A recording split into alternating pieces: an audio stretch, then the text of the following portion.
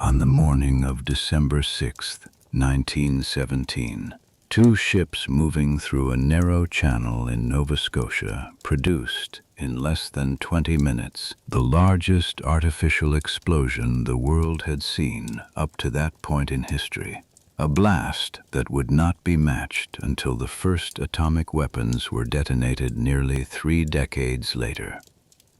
Close to 2,000 people died in under 2 seconds, 9,000 more were injured, and in a single stretch of the city, 1 in every 50 residents lost their sight entirely, not from fire and not from debris falling out of the sky, but from something as ordinary as a window.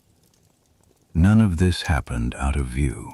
It happened in front of a city that had gathered at its own windows and along its own shoreline to watch a burning ship drift slowly toward the docks, with no idea that inside its hull sat enough explosive material to erase an entire neighborhood from the map in a single instant. This is the story of how a wartime shipping error inside one of the busiest ports in North America turned an ordinary Thursday morning into the deadliest disaster in Canadian history, and how the city that was left behind rewrote the rules of harbor safety, disaster medicine, and care for the blind in ways that are still in place today. This is quiet history at bedtime. If this is the kind of story that holds your attention, a subscribe means everything right now. Every detail in this account comes from government archives, legislative records, and current academic research on the period. Just relax and let this play as you drift into sleep. Now let us begin. By the winter of 1917, Halifax, Nova Scotia had become one of the most important ports in the British Empire, and almost nobody outside of Canada had heard of it. The city sat at the mouth of a deep, ice-free harbor on the eastern edge of North America, closer to Europe than any other major port on the continent. That single fact, a matter of geography rather than policy, turned Halifax into the assembly point for the Atlantic convoy system. German submarines had made solo Atlantic crossings a gamble no shipping company was willing to take by the 3rd year of the war. The solution, adopted by the British Admiralty in 1917, was to gather merchant vessels into large groups and send them across under armed naval escort, and Halifax was where those groups formed. A convoy did not depart on a fixed daily schedule. It departed once enough ships had gathered in Bedford Basin, and a naval escort was available to accompany them, which meant a ship that missed one assembly might sit waiting for days before the next opportunity to cross. That waiting period was expensive for shipping companies, paying crews and insurance by the day, and it created a standing incentive for captains and pilots to keep their vessels moving whenever a departure window opened, rather than lose a place in the next convoy over a delay of an hour or 2. It was an incentive that applied to nearly every ship in the harbor that December, including both of the vessels now approaching each other in the Narrows. Troop transports, munitions carriers, and relief ships bound for Belgium and France, all funneled through the same body of water. Some came to join a convoy, some came to refuel, and some came simply because Halifax controlled access to Bedford Basin, the deep anchorage behind the city where ships waited their turn. The war had reshaped the city itself. Halifax had grown from a modest colonial port of roughly 50,000 people into a crowded wartime hub, its docks working around the clock, and its housing stock stretched to meet the demand of dock laborers, naval personnel, and munitions workers arriving faster than the city could build for them. At the north end of the peninsula sat Richmond, a working-class district built close to the water's edge because that was where the jobs were. Sugar refineries, a cotton factory, a rope works, and the sprawling yards of the Intercolonial Railway all stood within a few blocks of the shoreline, and the houses of the men and women who worked in them were built just as close. Richmond was not a wealthy neighborhood, but it was a full one. Schools, churches, corner shops, and modest wooden homes packed tightly along streets that ran down toward the harbor. Close enough that on a clear morning, a person standing at a Richmond window could watch the ships pass through the Narrows as easily as watching traffic pass on a modern street. The morning of December 6th began, for most of Richmond, the same way any other wartime Thursday began. Dock laborers walked toward the sugar refinery and the rope works before 8 o'clock. In one of the modest wooden houses along Campbell Road, a young mother getting her 2 children ready for school paused at the window to watch the smoke rising over the harbor, the same way dozens of her neighbors were pausing at their own windows at that same moment. She had no reason to think the sight in front of her was anything other than the ordinary business of a working port. Children carried their books toward Richmond School and St. Joseph's School a few blocks further on, and shopkeepers along Campbell Road and Barrington Street pulled up their shutters for the day. Watching the harbor traffic had become an ordinary part of life in a city whose entire economy now revolved around ships. A burning vessel or an unusual maneuver in the Narrows was the kind of thing that drew people to their windows rather than sent them running, because nothing quite like a genuine catastrophe had ever come out of the harbor before. That confidence was not unreasonable on its own terms. Munitions ships had been passing through Halifax on a near-weekly basis since the convoy system began, each one loaded, inspected, and sent on its way without incident, and a population that has watched a dangerous thing pass safely 100 times has little reason to expect the 101st to be different.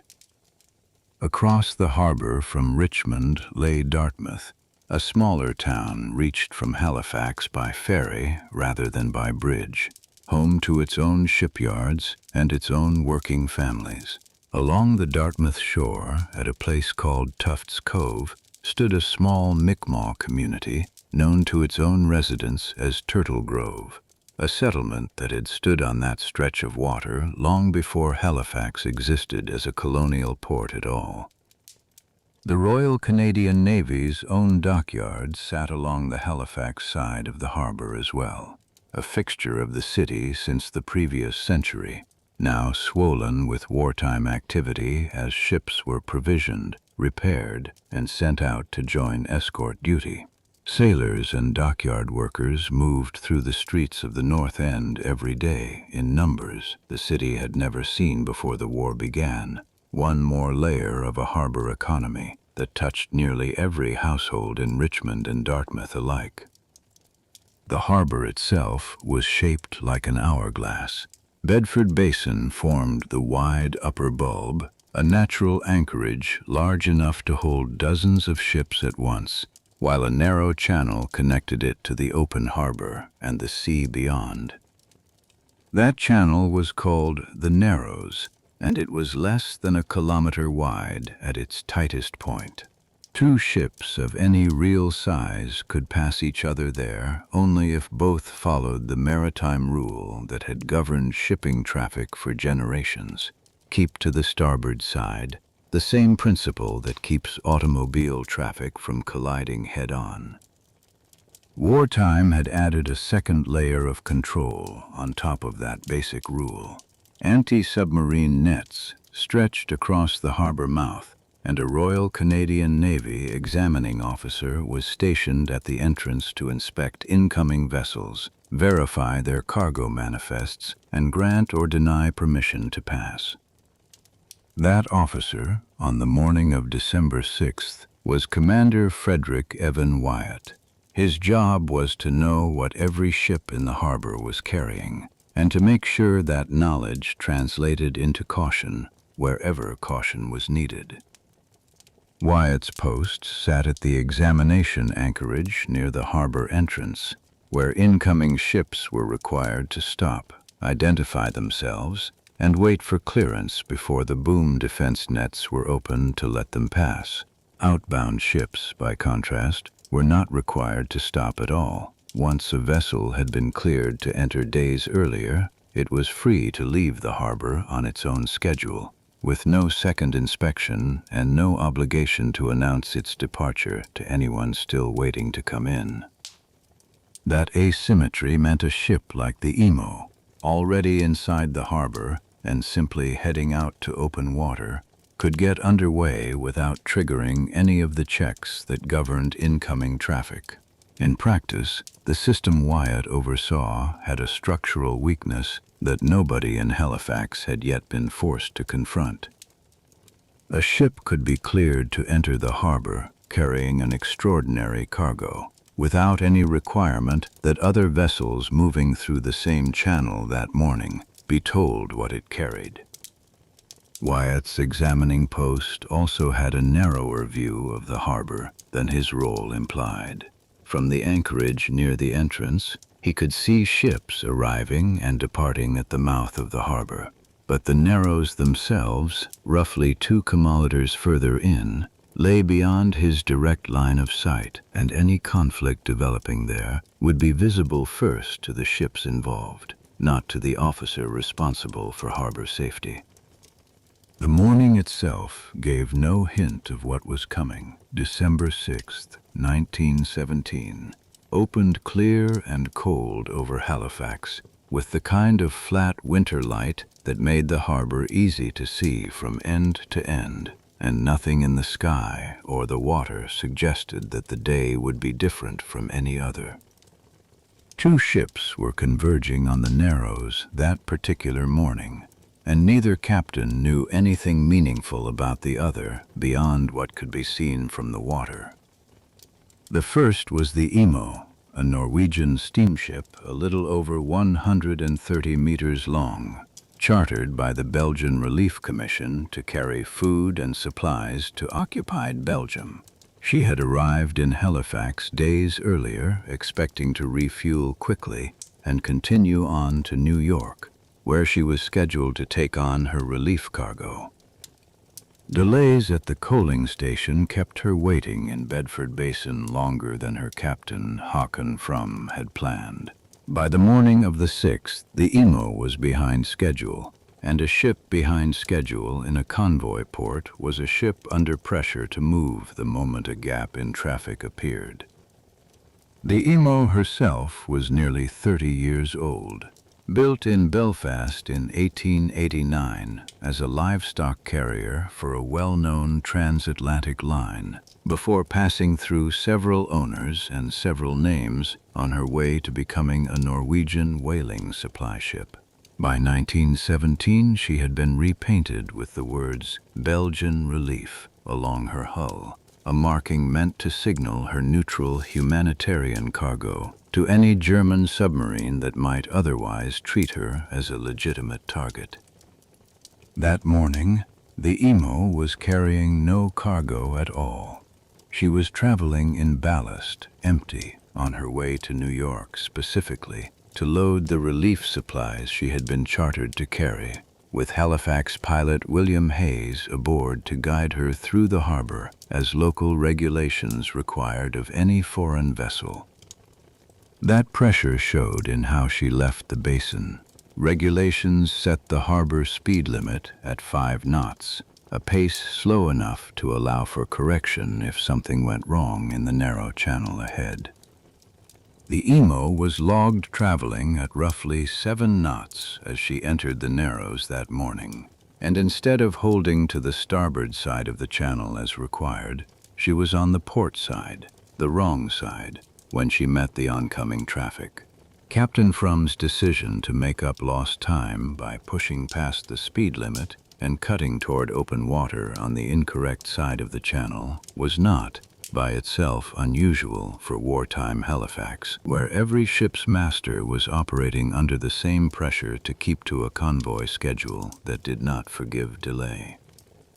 It was, however, the decision that placed the Imo directly in the path of a second ship entering the Narrows from the opposite direction. That second ship was the Mont-Blanc, a French cargo steamer under the command of Captain Aimé Lemedec, guided through the unfamiliar harbor by a local pilot named Francis Mackey. Canadian law required any foreign vessel entering a port like Halifax to take on a licensed local pilot, a mariner with detailed knowledge of the specific channel, tides, and traffic patterns that a visiting captain could not be expected to know. And it was Mackey, not Lemedec, who held formal authority over the ship's navigation for the length of the passage. The Mont-Blanc had arrived from New York the night before, too late to enter the harbor before the anti-submarine nets closed for the evening, and had anchored just outside to wait for morning. She was due to join a convoy assembling in Bedford Basin that same day, a convoy that would not wait for a late arrival, which gave Lemedec and Mackey their own reason to move through the Narrows without delay once the boom opened at sunrise. Mackey had piloted ships through the Narrows for years without serious incident, and nothing in his experience suggested that this passage should be treated differently from any other. He knew the channel, he knew the tide, and he knew the general rhythm of a harbor that had absorbed heavier wartime traffic than this every week for 3 years running. What he could not know, moving into the Narrows that morning, was the exact speed, position, and intention of a ship he had not yet been able to identify clearly through the winter light ahead. What made the Mont-Blanc unlike almost any other ship in the harbor that day was sealed inside her cargo holds. She was carrying 2,367 metric tons of picric acid, a chemical compound more powerful than TNT, and used at the time to fill artillery shells.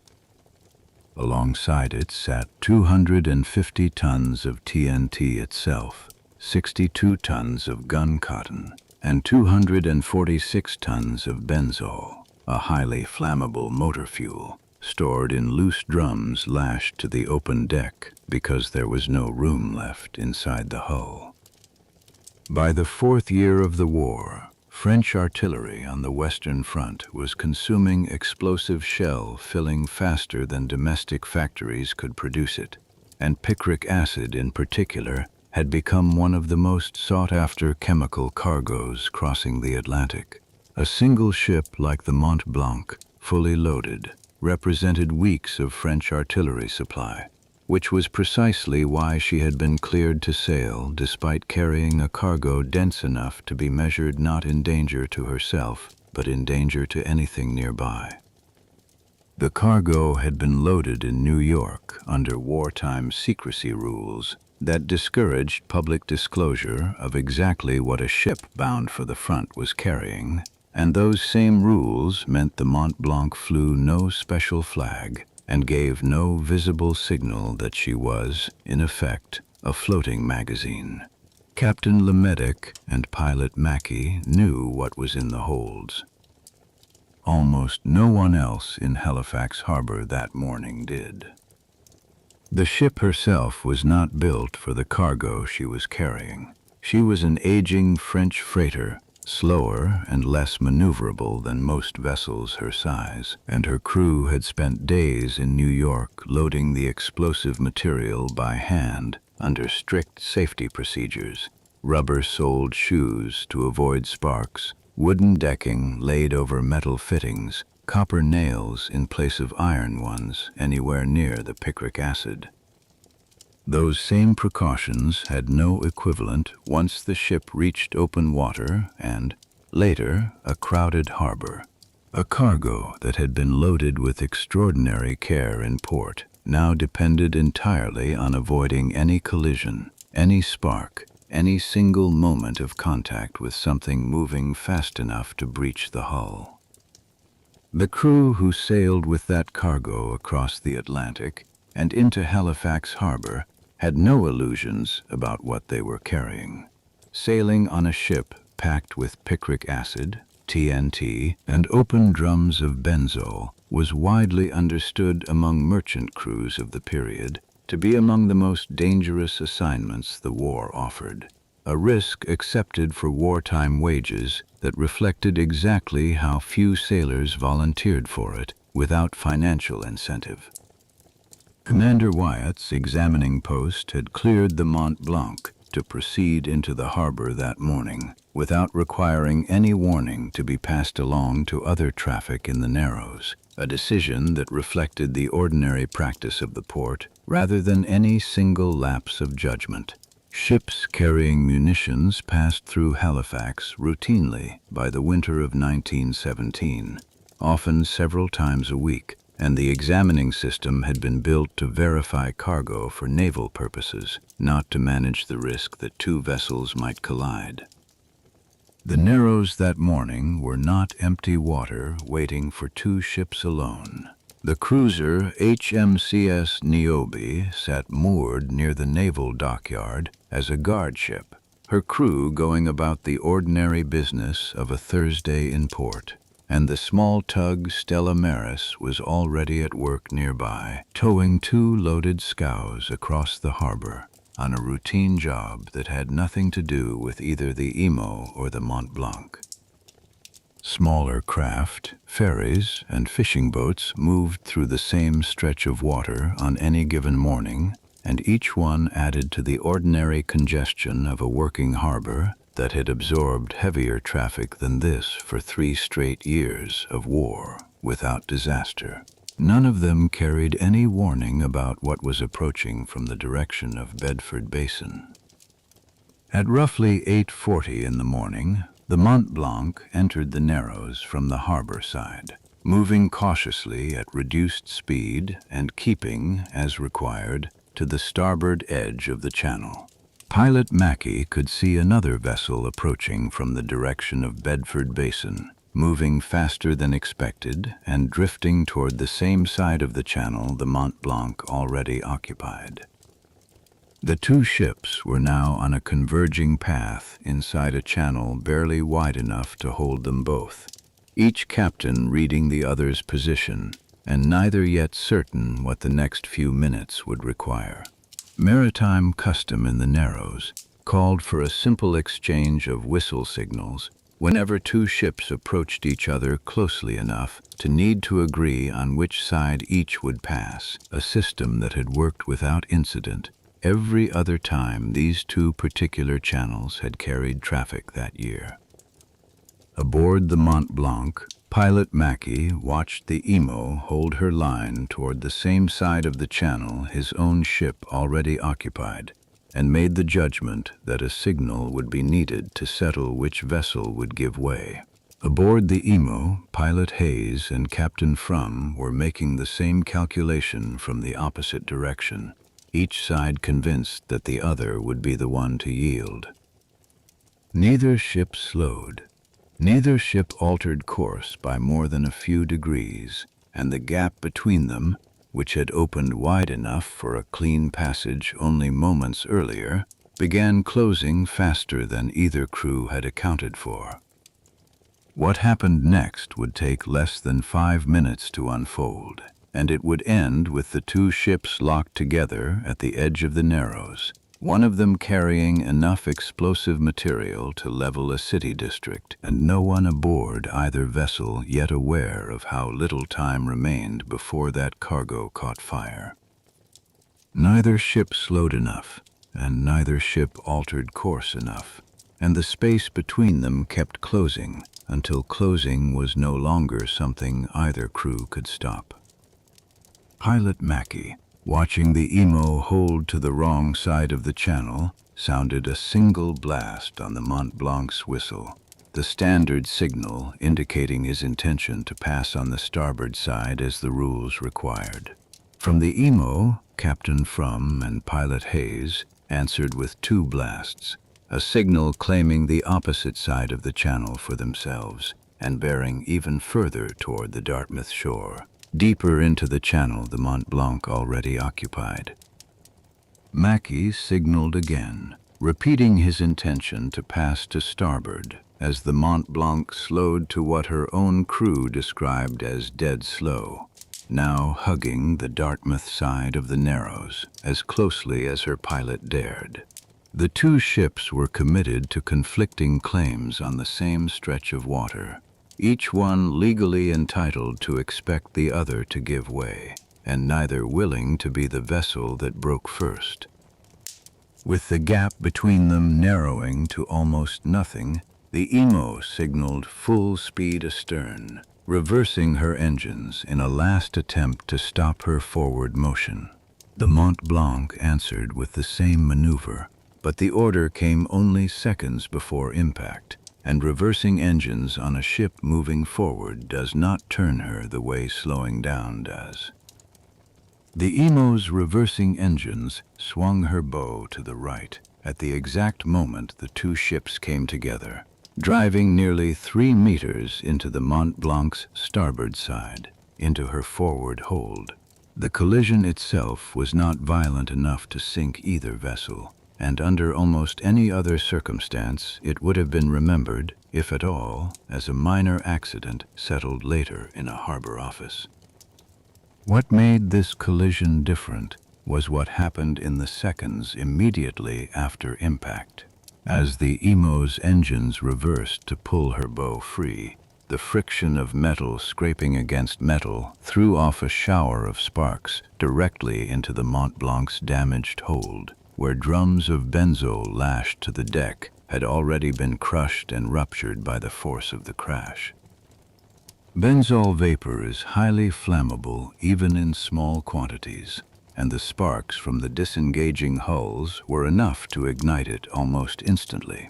Within a minute of the collision, fire was burning across the Mont-Blanc's deck, feeding on benzol that had spilled from the broken drums and beginning to work its way toward the picric acid and TNT sealed in the holds below. Part of what made the fire so difficult to contain from the very beginning was the state of the picric acid itself.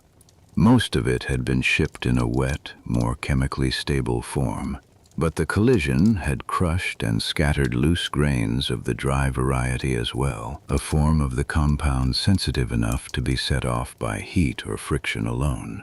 And it was this dry picric acid, ignited by the same sparks that lit the benzol, that gave the fire its first hold on cargo that was never meant to burn at all. LeMaigne and Mackey both understood immediately what that fire meant. A ship carrying this specific cargo, once burning, could not be reasoned with by ordinary firefighting, and every minute the flames continued was a minute closer to the moment the fire reached cargo that would not merely burn but detonate. Witnesses in boats and on the docks nearby described flames rising more than 30 meters above the Mont-Blanc's deck within the fire's first minutes, a wall of fire visible from almost anywhere along the harbor's edge, and rising fast enough that anyone watching closely could see the danger growing, even without knowing what specifically was burning. From his post near the harbor entrance, Commander Wyatt could see smoke rising over the Narrows within minutes of the collision, but the fire itself and the specific ship burning lay well beyond the reach of anything his examination post could do about it. He had argued in writings to his superiors before that day that his office had no real authority to manage the flow of traffic once ships were already moving through the harbor, and that the responsibility for what happened between two vessels in transit could not fairly rest with a post positioned to inspect cargo rather than direct movement. That argument, made in the ordinary business of harbor administration, was about to be tested by exactly the kind of accident it had warned against. The order to abandon ship came within minutes of the fire starting.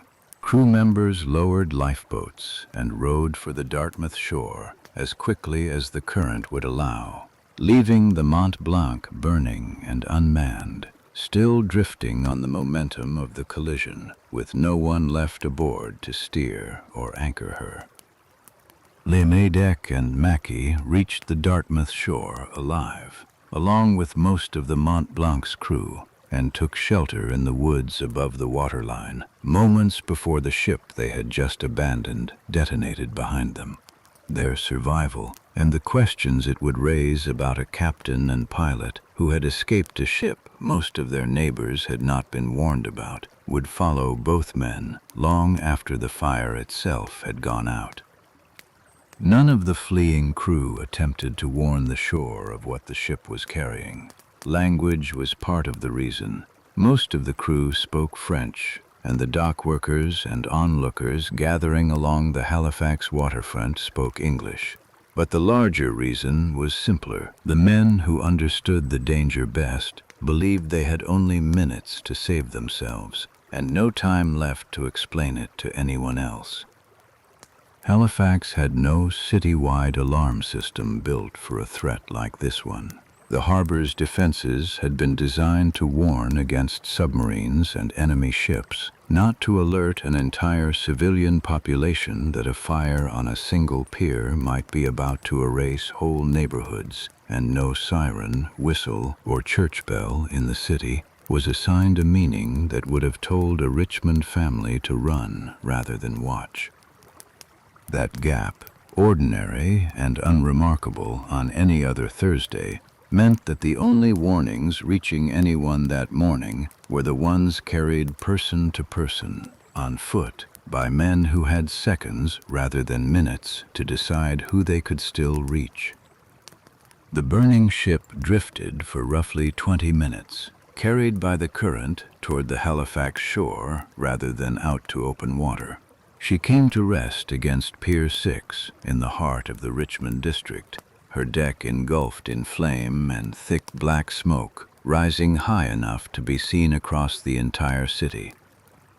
20 minutes is a long time to burn in full view of a city and produce no organized evacuation, and the reason had little to do with any failure of individual judgment. Nothing in Halifax's wartime experience had given its residents a reason to associate a burning ship with an evacuation order, and the handful of officials who did understand the danger were, in those same 20 minutes, occupied with fighting the fire or fleeing it rather than warning a population that had no formal mechanism for receiving such a warning in the first place.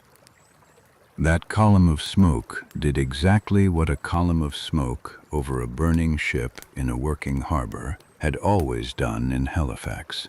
It drew people toward it rather than away. Dock workers left their posts to watch.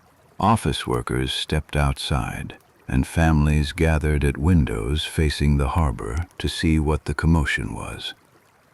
Children on their way to school stopped along Campbell Road and Barrington Street, some of them pressing close to classroom windows once they reached their desks, watching the smoke rise the way children in a port city had always watched harbor fires. At one of those windows, a young dock worker who had stepped outside to see what the commotion was called back into his own house for his wife to come look, certain, like everyone else around him, that they were watching nothing more than an unusually large fire. Neither of them moved any further than the doorway.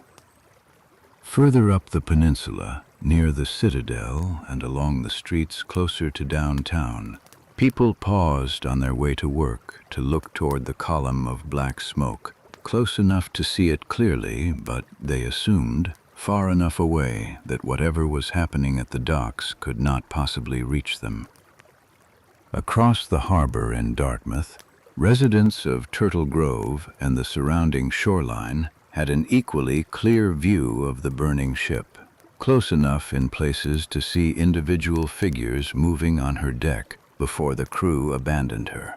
Nothing about the distance separating any of these onlookers from Pier 6 would turn out to matter in the way each of them assumed it would.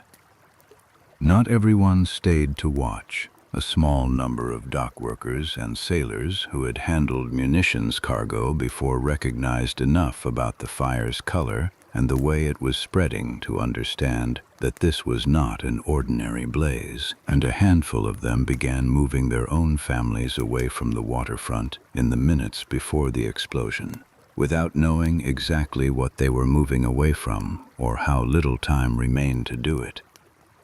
None of them were aware that the object of their curiosity was, at that moment, becoming one of the largest bombs ever assembled by human hands.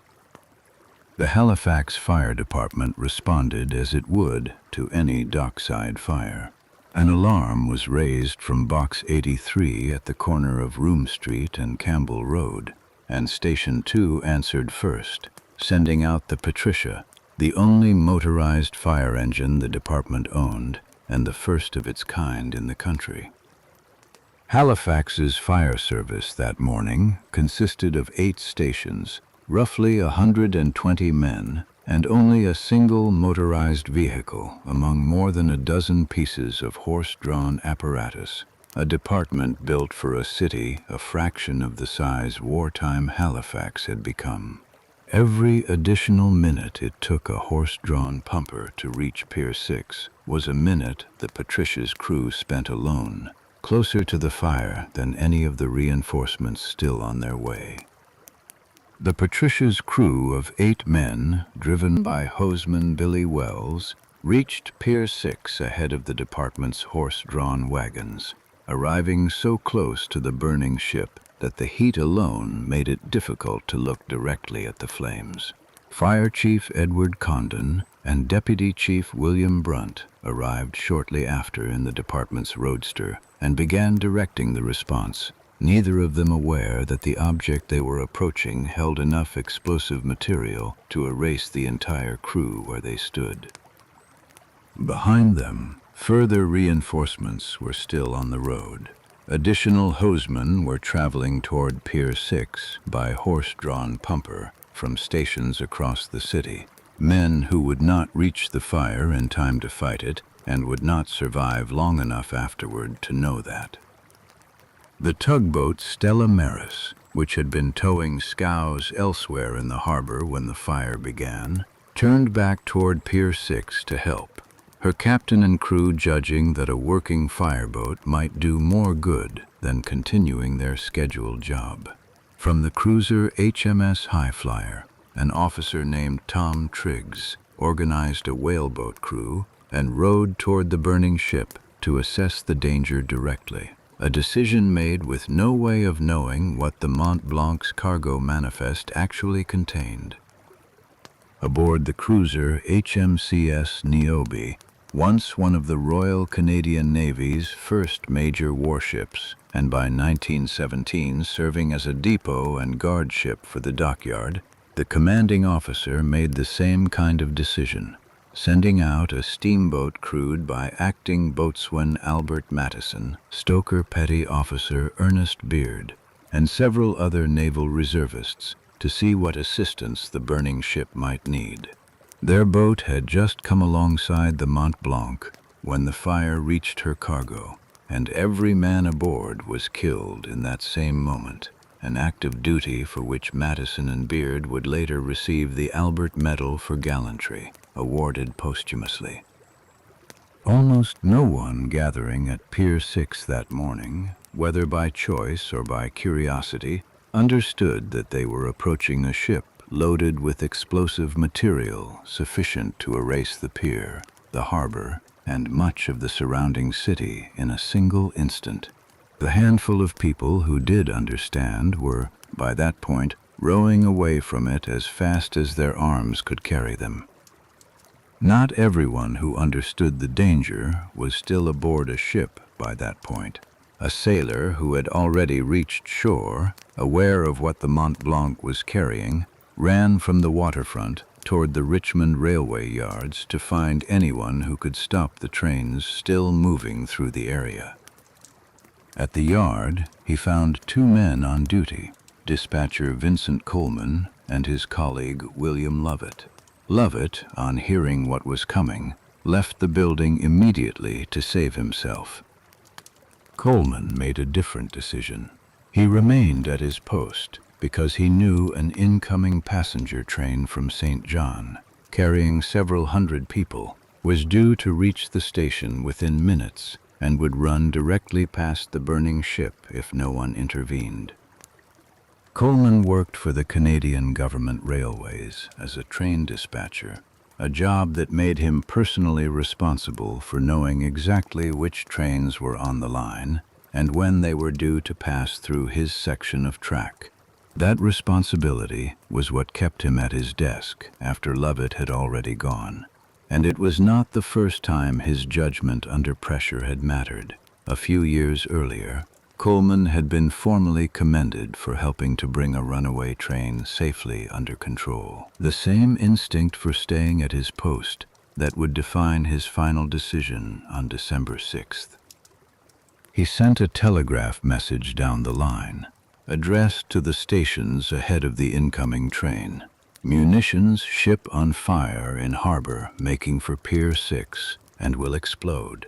Guess this will be my last message. Goodbye, boys. The words traveled the wire west toward Truro and beyond, reaching railway offices as far away as Massachusetts within hours, long before any formal news of the disaster could follow by any other means. The message did what Coleman intended. The overnight train from St. John, carrying roughly 300 passengers, was held at Rockingham Station on the far side of Bedford Basin, more than 6 kilometers from the terminal it had been due to reach within minutes. Coleman himself remained at the telegraph key inside the railway office at Richmond Station, close enough to Pier 6 that his own survival depended on a length of time the fire was no longer going to give him. By 9:04 that morning, the fire had been burning for nearly 20 minutes, working its way steadily downward through the Mont-Blanc's forward hold toward the sealed compartments of picric acid, TNT, and gun cotton that no amount of firefighting from the pier or the water around her had ever been capable of reaching in time. Every boat that had approached her in those 20 minutes, the Stella Maris, the High Flyer's whaler, the Niobe's steamboat, had been trying to solve a problem that had already been decided in the ship's forward hold, out of sight and out of reach, long before any of them arrived. At 9:04 and 35 seconds that morning, the fire aboard the Mont-Blanc reached her cargo of picric acid, TNT, and gun cotton, and the ship detonated. The blast released energy equivalent to roughly 3,000 tons of TNT, instantly vaporizing most of the Mont-Blanc's 3,000-ton hull and hurling what remained for kilometers in every direction. The shank of her anchor, weighing over half a ton, later landed more than 3 kilometers from Pier 6, on the far side of the peninsula from where the ship had been burning only moments before, and one of her deck guns was found nearly as far away in the opposite direction. At the moment of detonation, the temperature at the center of the blast reached several thousand degrees, and the pressure at that same point rose to thousands of times normal atmospheric pressure, conditions that existed nowhere else on the planet's surface at that instant outside of Pier 6 itself. A shock wave moved outward from the pier faster than the speed of sound, moving at an estimated 13,000 kilometers per hour in the first instance after detonation, more than 20 times the speed at which sound itself could travel through the same air. For everyone within its reach, that meant the physical force of the explosion arrived before any warning sound could reach them. Nearly every structure within 800 meters of Pier 6 was flattened in the same fraction of a second, the pressure wave moving through wood frame houses the way a hand moves through paper. Billy Wells, still seated at the controls of the Patricia, was thrown clear of the fire engine and carried by the force of the blast toward higher ground, the only member of his 8-man crew who would survive the moment. Around him, the firefighters who had positioned themselves closest to the ship in order to fight the fire more effectively were killed in the same instant that fire ceased to be the danger they were fighting. The cruiser Niobe, moored near the dockyard, was struck by debris and by the pressure wave itself, along with nearly every other vessel anchored within the inner harbor that morning. The steamboat crewed by Madison, Beard, and their fellow reservists, which had been alongside the Mont-Blanc only seconds earlier, vanished along with the ship it had come to help. The Imo, still drifting near the site of the original collision, was thrown against the Dartmouth shore by the wave that followed, her superstructure torn open and her crew scattered, including Captain Frum, who did not survive the blast. Behind the ship, the wave itself, a surge of displaced harbor water rising as high as 18 meters above the normal tide line, moved inland across both shores, adding force to a destruction that had already been set in motion by the shockwave a fraction of a second before. Vincent Coleman did not leave the telegraph office. Neither did most of the people who, moments earlier, had been standing at their windows in Richmond and along the Dartmouth shore to watch a ship burn, certain that whatever was happening at Pier 6 was a spectacle rather than a warning. Glass shattered in windows for many kilometers beyond the blast itself, in neighborhoods where residents had felt entirely safe from anything happening at the docks. And it was this shattering glass, more than fire or falling debris, that was about to account for one of the explosion's most lasting and least expected consequences. The sound and force of the detonation did not stop at the edges of the city. Windows were reported broken as far as 50 miles from Pier 6, and the shock wave itself was felt in Sydney, on Cape Breton Island, roughly 400 kilometers to the northeast, a distance that gives some sense of how much energy had just been released in a single instant along one stretch of Canadian shoreline. In the same instant, a city that had gone about an ordinary Thursday morning simply stopped existing in the form it had held only seconds before. What that single second had done to the buildings, the streets, and the people of Richmond and Dartmouth would take the rest of that day, and years afterward, to fully account for. Where the Richmond district had stood a minute earlier, there was now open ground. Roughly 2 square kilometers of the city had been flattened in the same instant. Houses, schools, churches, and factories reduced to splintered lumber and broken brick across a landscape that no longer resembled a neighborhood at all. More than 1,600 buildings were destroyed outright, and thousands more across the wider city were damaged badly enough to be uninhabitable, from broken windows and collapsed roofs to walls knocked entirely out of square by the force of the pressure wave. Property losses from the explosion were later estimated at more than $35 million, a figure that accounted for buildings and cargo but said nothing about the cost of the lives inside them, and that translated into a sum many times larger in the value of money a century later. The Acadia Sugar Refinery, one of the largest buildings in Richmond and a fixture of the district's working life, was torn open to its foundations. The rope works, the cotton factory, and the railway yards, where Vincent Coleman had sent his final message, were reduced to the same condition, their machinery buried under the same collapsed brick and timber that had, seconds earlier, been walls. Across the harbor, the Mi'kmaq community at Turtle Grove was struck with the same force. Among those killed, there were 2 daughters, Hannah and Rosie, of a Mi'kmaq elder named Jerry Lonecloud, whose family had lived along that shore in a settlement that predated the founding of Halifax itself by centuries, and that the explosion erased from the map in the same instant it erased Richmond. The wave that followed the shock wave, a surge of harbor water displaced by the blast, added a second wave of destruction along both shorelines within seconds of the first. Wharves, small boats, and waterfront buildings that had survived the pressure wave itself were swept away or scoured from their foundations as the water rose and receded, and a number of the dead were drowned rather than killed by fire or falling debris. Their bodies carried some distance from where they had been standing only moments before.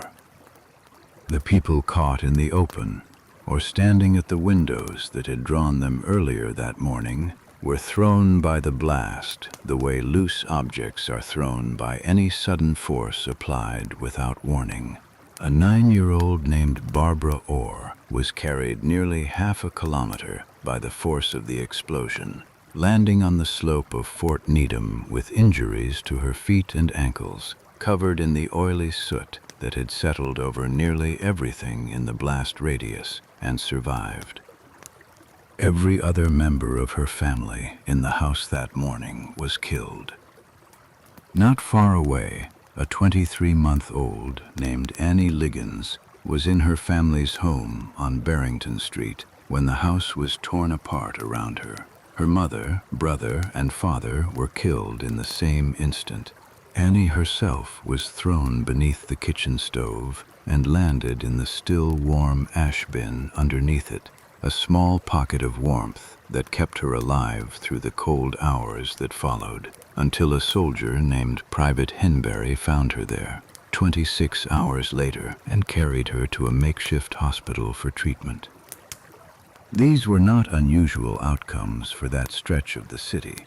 They were simply the ones later documented well enough to be recorded by name, out of thousands of others whose exact circumstances were never fully reconstructed, because the people who might have described them did not survive to do so.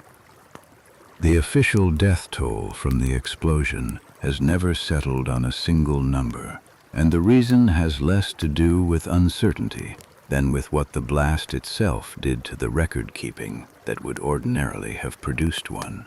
Early counts placed the toll at roughly 1,782 confirmed dead, while later, more complete accounting pushed the figure closer to 1,900, and some estimates that include people who were never formally identified or claimed run higher still. That range exists because entire households were destroyed at once, with no surviving relative left to report a name to authorities who were, in any case, overwhelmed by a disaster larger than any peacetime emergency system in Canada had ever been built to handle. Roughly 9,000 people were injured, and some 6,000 were left without homes, out of a city whose total population before the explosion had been just under 60,000. Damage on that scale, concentrated into a single working-class district within a single Canadian city, had no real precedent anywhere in North America up to that point. The city's hospitals, already strained by wartime demand before the explosion, were among the first institutions overwhelmed by what followed. Victoria General Hospital and the other medical facilities still standing were treating soldiers wounded overseas, even as the blast added thousands of civilian casualties to their wards in a single morning, and doctors accustomed to treating battlefield injuries in ones and twos now faced a flood of the wounded arriving faster than beds could be found for them. Surgeons worked without pause through the day and into the night of December 6th, and again through the blizzard that followed, treating burns, fractures, and the flood of eye injuries with whatever anesthetic and surgical supplies the city had on hand, none of which had been stockpiled with a disaster of this size in mind. Every hour that passed without additional outside medical help arriving meant those same exhausted doctors and nurses were the only ones standing between the injured and no treatment at all. Among the injured, one category of harm was disproportionate enough to reshape medical practice in Halifax for a generation afterward. In the seconds before the explosion, thousands of people across the North End had been standing at windows facing the harbor, drawn there by the burning ship exactly as the city's ordinary habits had encouraged them to be. The shock wave that reached those windows did not simply break the glass. It drove it, in a sheet of fragments moving faster than a rifle bullet, directly into the faces of everyone standing close enough to be watching. Children made up a disproportionate share of the dead, in part because so many of them had been sitting in classrooms with large windows facing the harbor when the blast arrived. Roughly 500 of the explosion's victims were children, and at two of the district's schools, only a handful of students out of several hundred survived the collapse of the buildings around them. More Nova Scotians died in the explosion of December 6th than the province lost across the entire First World War, a comparison that gives some sense of how a single morning in a Canadian harbor could outweigh, in raw loss of life, years of fighting on the other side of the Atlantic. In the weeks that followed, 12 ophthalmologists in Halifax treated 592 people for eye injuries caused by the blast, a number large enough that no ordinary wartime medical system built to handle soldiers wounded overseas had ever prepared for a civilian population producing casualties on the same scale in a single Canadian city. 249 of those patients required surgical removal of at least one eye, and 16 of them lost both eyes entirely. Roughly 1 in every 50 residents of Halifax was blinded or seriously injured in one or both eyes that morning, a proportion that made the city, in the space of a few seconds, home to one of the largest concentrations of newly blinded civilians anywhere in the world. Most of these injuries traced back to the same decision, repeated independently by thousands of individual households, to stand at a window and watch a fire that no one in the city yet understood was about to detonate. Treating that number of eye injuries strained resources that had never been built for anything approaching this scale.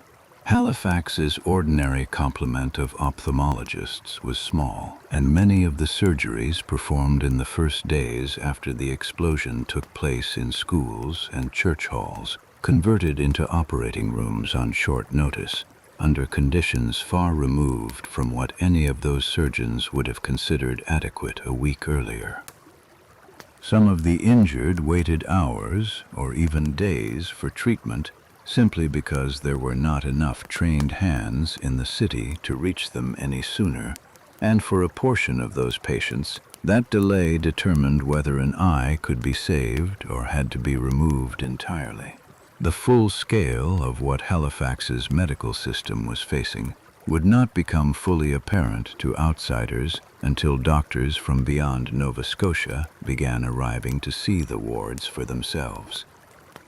Fire compounded the damage that the blast itself had already done. Many Richmond households heated their homes with coal stoves, and the shockwave that flattened the district's wooden houses also overturned those same stoves, scattering burning coals through wreckage that was, in most cases, still full of trapped survivors.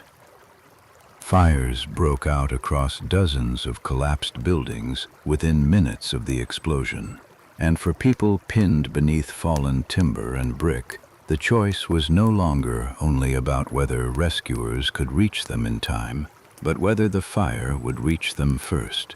Some survivors were pulled from the wreckage only after the buildings around them had already begun to burn, while others were not reached in time at all. A young mother trapped beneath the collapsed roof of her own kitchen spent nearly 3 hours calling out, before a neighbor finally heard her over the wind and the general chaos of the street outside. By the time he reached her, smoke from a fire 2 houses away had already begun drifting through the gap in the debris, and the 2 of them worked together, using nothing but their hands and a length of broken floorboard to widen the opening enough for her to climb free. For those pulled from the wreckage alive, there was, in many cases, no home left standing to return to. Roughly 6,000 people were left homeless by the explosion, and within days, canvas tents had gone up on the Halifax Common to shelter families who had nowhere else to go, an arrangement that offered protection from little beyond wind and prying eyes, and none at all from what was about to arrive from the sky. Streets across the North End remained choked with debris through the rest of that first day, making it difficult for wagons and the small number of motor vehicles in the city to move supplies or the injured any faster than a man could walk. Families who had been separated in the blast spent the same hours moving from one temporary hospital to another, checking posted lists of the injured and, increasingly as the day wore on, the growing list of names collected at the Chibukto Road School. Rescue efforts began within minutes, organized not by any single authority, but by whoever was near enough to help. Soldiers from the garrison, sailors from ships still afloat in the harbor, and civilians who had themselves just survived the blast, worked side by side through the rest of that first day, using whatever tools were at hand, often nothing more than their bare hands, to clear rubble and search for anyone still alive beneath it. Much of the searching that first day depended on listening as much as digging, since a collapsed house gave rescuers little indication from the surface of who or what might still be alive beneath it. Crews worked in short, quiet bursts, calling out and then stopping to listen for any answering voice, moving on to the next pile of debris when none came, and returning to it later if word reached them that someone might still be trapped there. One soldier, working a stretch of collapsed houses near the rope, works through the afternoon, later described spending nearly an hour clearing a single doorway, only to find no one behind it, then moving 3 houses down and finding an entire family sheltered beneath a fallen staircase. There was no way to know in advance which pile of wreckage held which outcome, only the slow, exhausting work of checking each one in turn. Naval vessels already at sea nearby played their own part without having been asked.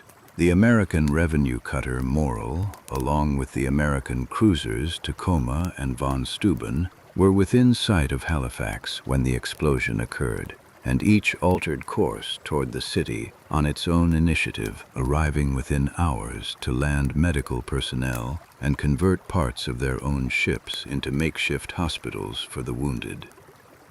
A young sailor aboard the Tacoma later recalled the confusion aboard ship in the minutes after the blast, before anyone on deck understood what they had witnessed or why their own captain was suddenly ordering a change of course toward a Canadian port none of them had been scheduled to visit. By the time they reached the harbor and saw the scale of the destruction for themselves, none of the crew needed to be told twice why the detour mattered. The Royal Navy responded in much the same way, sending shore parties from vessels already in the harbor to help with both rescue and medical care, and turning cabins and mess decks aboard ships still afloat into treatment spaces for civilians who had nowhere else to be seen by a doctor. None of these responses had been requested through any formal channel. Each was a decision made independently by officers and crews who could see the scale of what had happened from where they stood, and judged that waiting for orders would cost more lives than acting without them. The scale of the dead quickly outpaced the city's ordinary capacity to identify and store bodies. Robert McElreath, A former mayor of Halifax, who had overseen the city's response to Titanic victims brought ashore 5 years earlier, was placed in charge of the effort to recover and record the dead, and he had those bodies tagged where they were found, each label carrying the street and house number of the site, so that families searching afterward would have some record to follow. McElreath's experience with the Titanic disaster shaped nearly every decision he made in December 1917.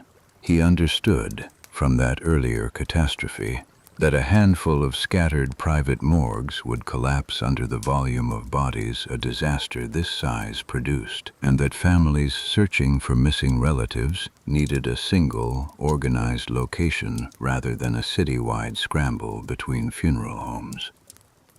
McElreath selected the Chebucto Road School, at the edge of the devastated district, as a central morgue, and the coroner placed in charge of it, Arthur Barnstead, applied an identification system his own father had developed for the Titanic dead in 1912, numbering and describing each body in a uniform way that gave every family a far better chance of eventually locating their own.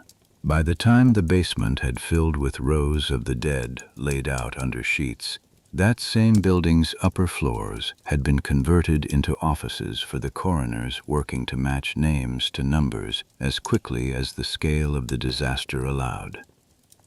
One clerk assigned to that identification effort spent his first 3 days at the school, working almost entirely from a single list of missing persons' names, cross-referencing each new body brought in against families still waiting outside for word.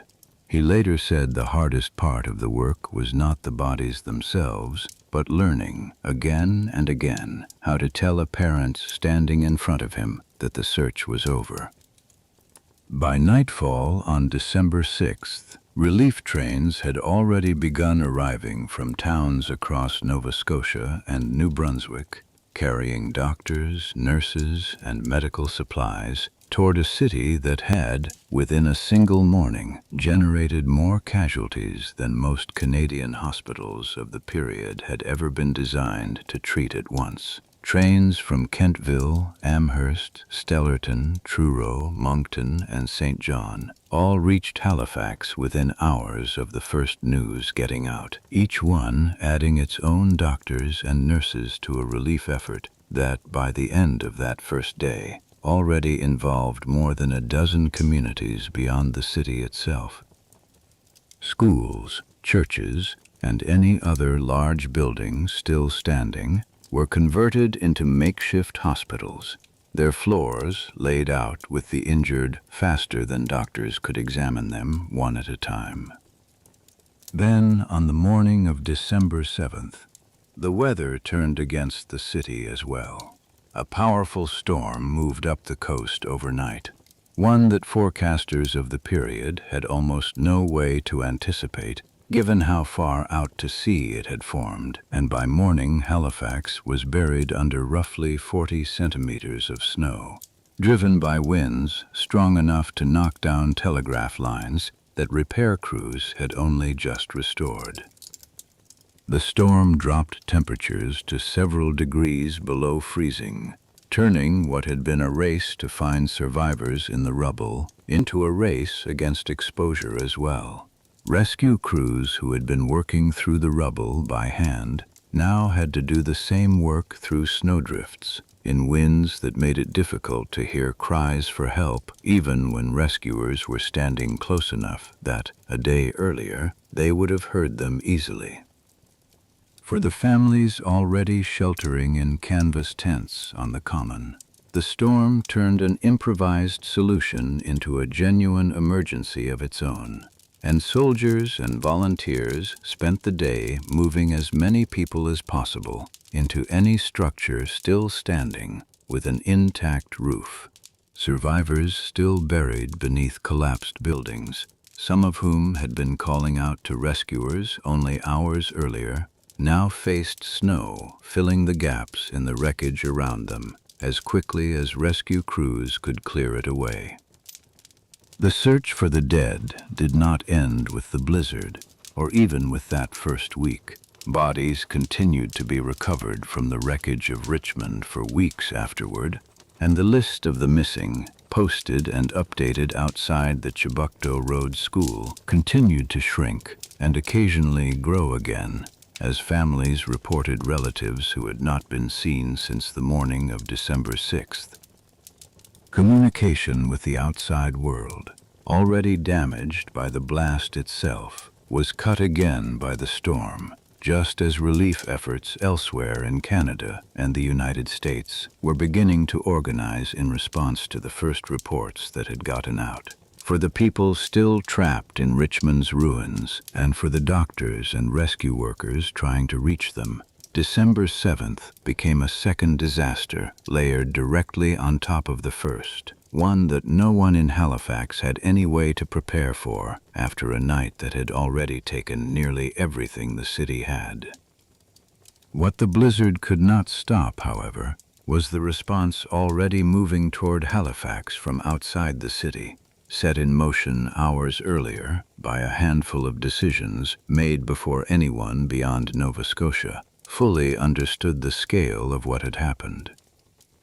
The first word of the disaster to reach the outside world traveled the same telegraph lines Vincent Coleman had used to stop the incoming train, carried onward by railway officials who had no formal instructions to send news of a catastrophe, only an understanding that someone, somewhere down the line, needed to know that Halifax had just been struck by something far larger than a fire. Those first messages were sparse and in places contradictory, giving cities as far away as Boston and Toronto only the barest outline of a disaster whose true scale would not become clear until the first outside observers arrived in person 2 days later through a blizzard that very nearly stopped them from getting there at all. Newspapers, hundreds of kilometers away, printed what fragments they had within hours, some describing a city simply wrecked, others estimating casualty figures that would prove far too high, and some that would prove far too low, none of them yet able to convey what a Halifax resident could see simply by stepping outside that morning. The gap between those early, uncertain reports and the reality unfolding in Richmond was itself a consequence of the same collapsed telegraph and rail infrastructure that had made Coleman's warning so difficult to send in the first place. In Boston, word of the disaster reached the Massachusetts State House at 11 o'clock that same morning, carried along the same telegraph network that had spread Vincent Coleman's warning less than 2 hours earlier. The first fragments to arrive were sparse and confusing, but a Boston banker named J.J. Phelan recognized enough in them to understand that something catastrophic had happened in Halifax, and passed the news up through the state's emergency channels before most of Massachusetts had any idea a disaster had occurred at all. Governor Samuel McCall did not wait for a formal request from Halifax before acting. Within 2 hours of receiving the news, McCall sent a telegram to the mayor of Halifax offering unlimited assistance, and without waiting for a reply, convened the state's Committee on Public Safety, a body of roughly 100 businessmen and officials that had been organized earlier that year to prepare Massachusetts for exactly this kind of large-scale emergency. The committee's decision that afternoon was simple: assemble a relief train and send it north before nightfall. The Committee on Public Safety existed in the first place because of decisions made months earlier when the United States entered the war and Massachusetts officials judged that a state with as much shipping and industry as theirs needed a standing structure capable of mobilizing quickly in a crisis. Halifax, on the morning of December 6th, became the first real test of a body that had been built with an entirely different kind of emergency in mind, and it passed that test in a matter of hours rather than days.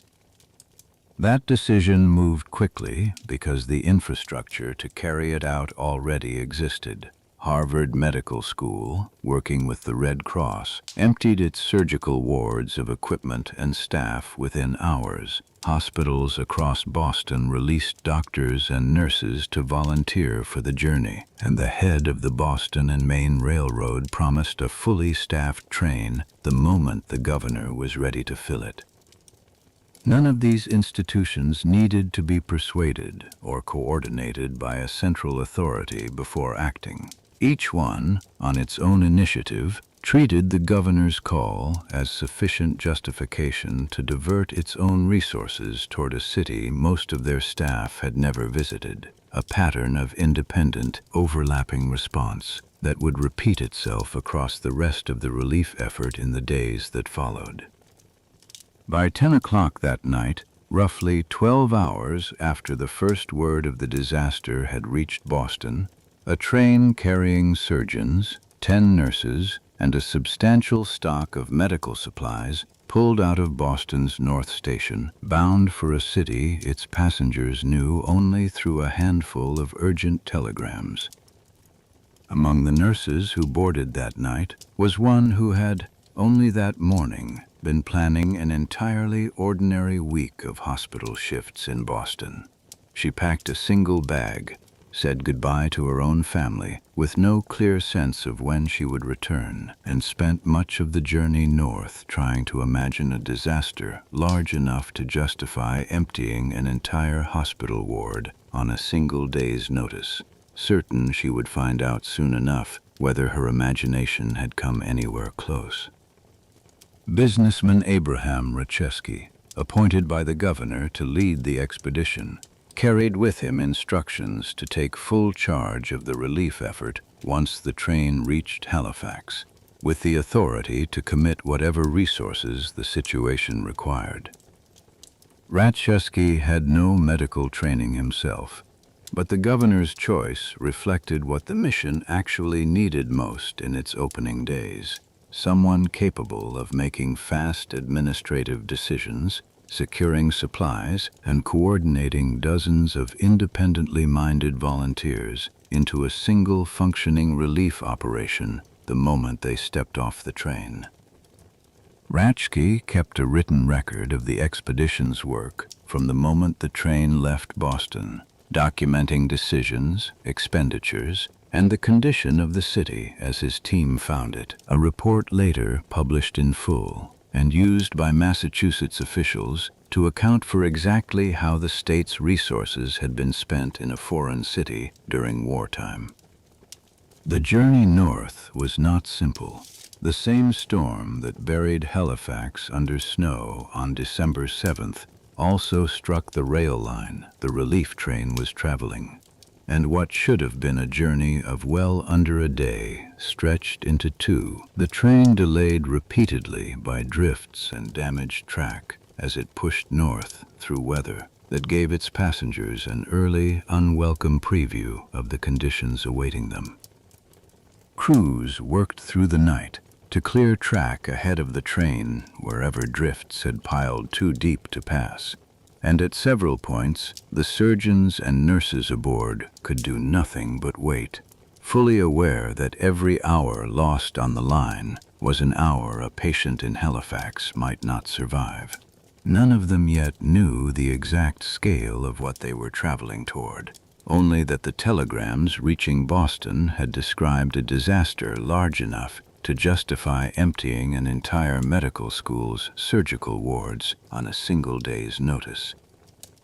The train reached Halifax on December 8th, its surgeons and nurses stepping off into a city that none of the reports reaching Boston had adequately described.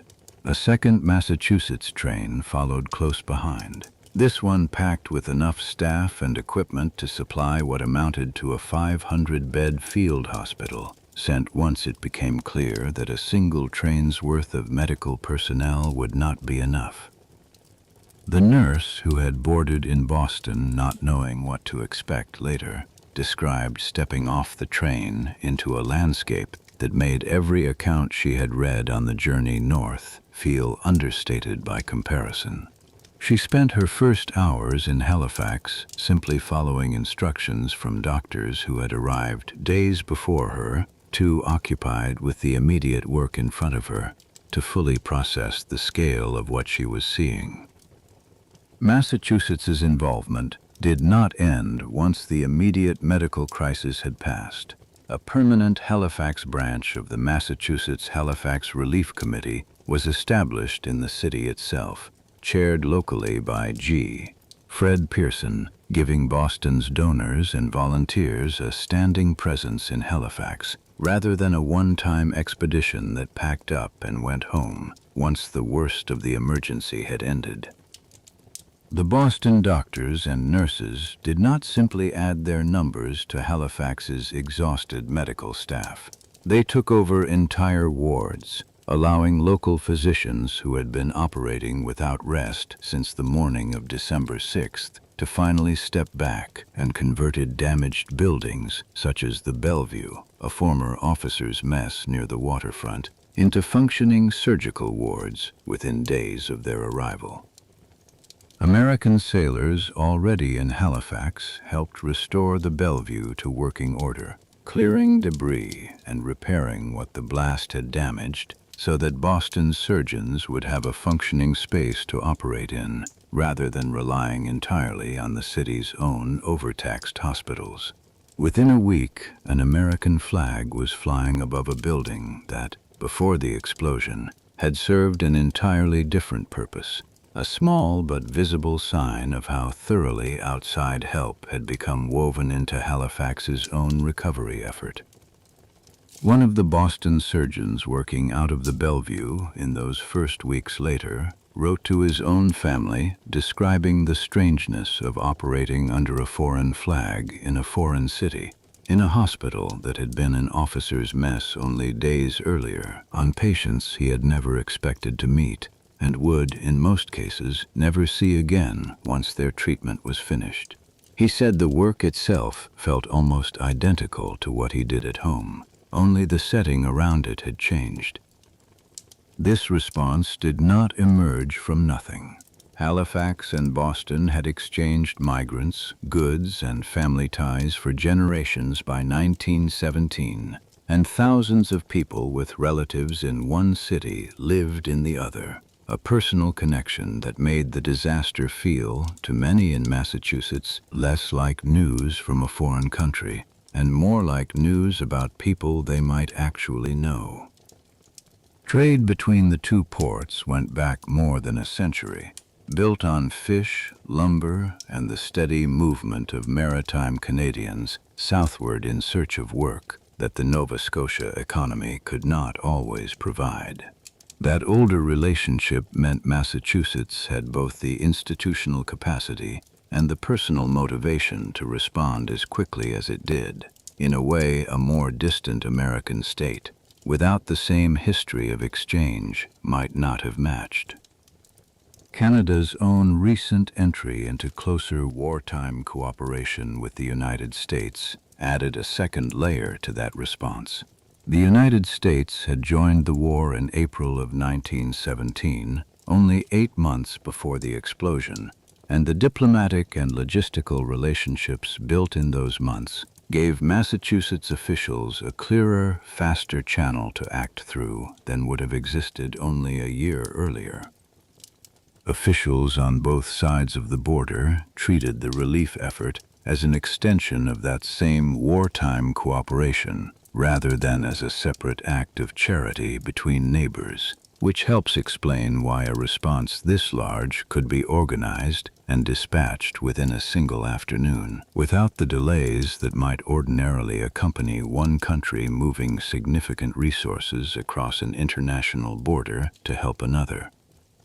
For a city that had, only weeks earlier, been organized primarily around the logistics of war, December 1917 forced Halifax to build an entirely different kind of institutional capacity, almost overnight, one built not around moving troops and munitions across the Atlantic, but around identifying its own dead, treating its own wounded, and rebuilding its own streets. Both kinds of capacity, wartime and disaster relief, drew on many of the same people, the same rail lines, and even some of the same buildings, a continuity that made Halifax's recovery faster than it might otherwise have been, even as it complicated the question of where wartime obligation ended and civilian recovery began.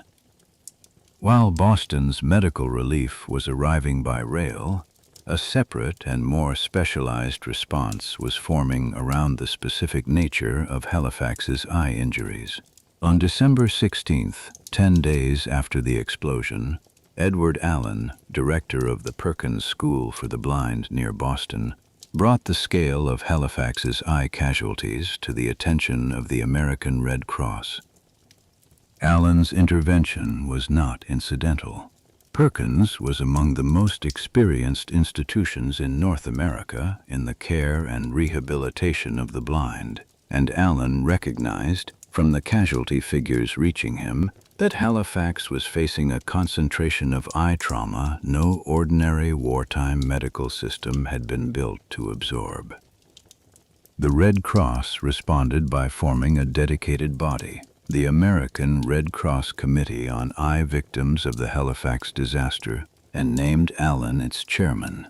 Under his direction, the committee coordinated additional ophthalmic surgeons, funding, and equipment specifically for Halifax's blinded and partially blinded residents, supplementing the 12 local ophthalmologists who had been operating without adequate support since the morning of the explosion.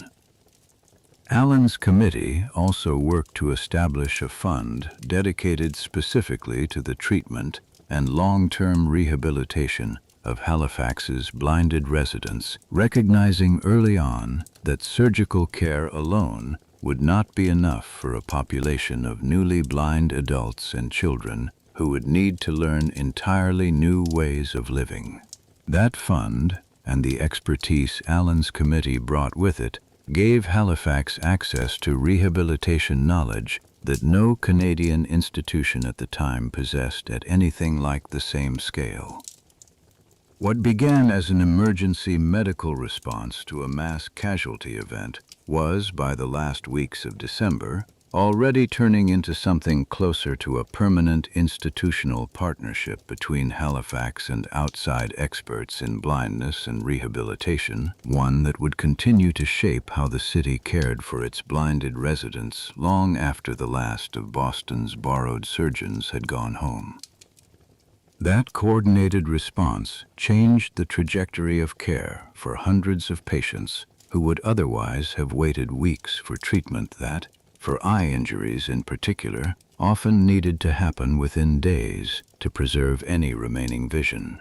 Surgeons brought in through the committee's efforts worked alongside Halifax's own doctors through the final weeks of December, extending a level of specialized care to blinded and partially blinded patients that the city's ordinary medical capacity had no way of providing on its own. For patients whose eyes could not be saved, Allen's committee also began the much longer work of rehabilitation, arranging for specialists in adjustment training, the skills that allowed a newly blind adult to navigate a home, prepare food, or return to some form of work, to travel to Halifax and begin training both patients and local staff in techniques that had, until that point, existed almost nowhere in Canada. That transfer of expertise would prove to matter as much in the years after the explosion as the emergency surgery had mattered in its opening weeks. A parallel structure was forming to manage the broader, longer-term consequences of the disaster. Within hours of the explosion, a volunteer body known as the Halifax Relief Committee had organized itself to handle the immediate tasks of sheltering the homeless, identifying the dead and injured, and beginning the enormous work of assessing which of the city's buildings could be repaired and which needed to be rebuilt entirely.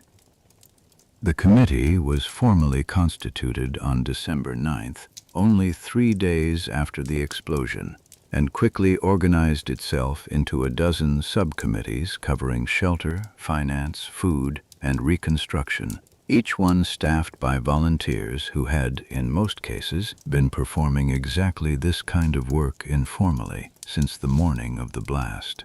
The Finance Subcommittee secured a line of credit at the Bank of Nova Scotia, which went on to donate $100,000 of its own to the relief fund, giving the committee's other subcommittees the working capital they needed before formal government funding had fully arrived.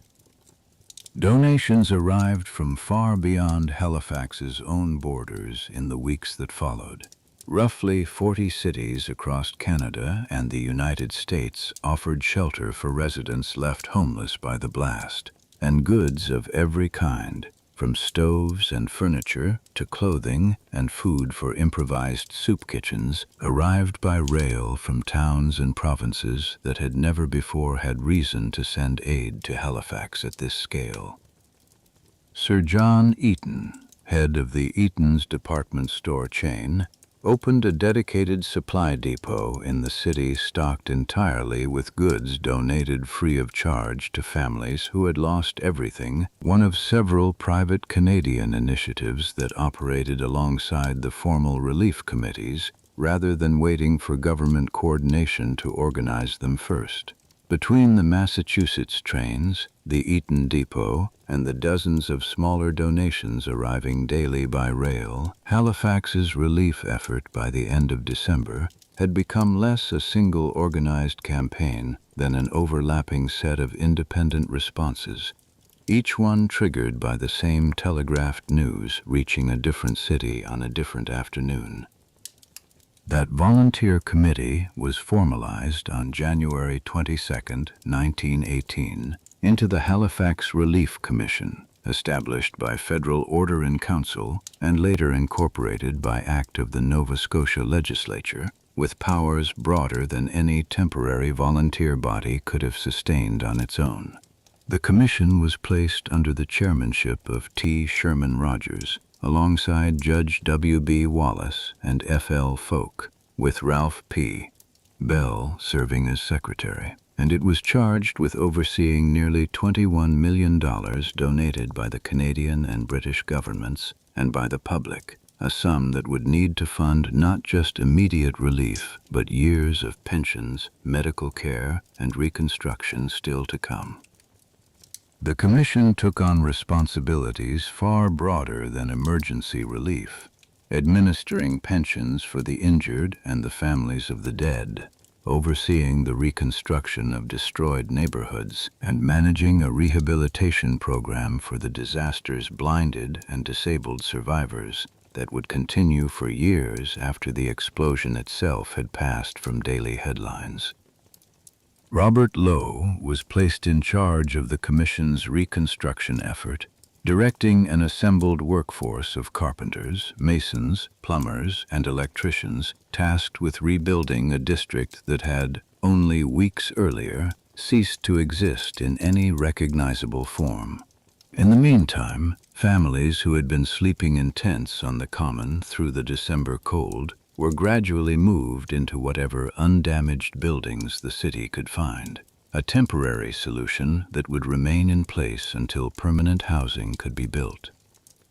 Lowe's reconstruction crews faced a labor shortage almost as soon as they began working, since the same war that had made Halifax a busy convoy port had also drawn much of the region's skilled trade workforce into military service overseas.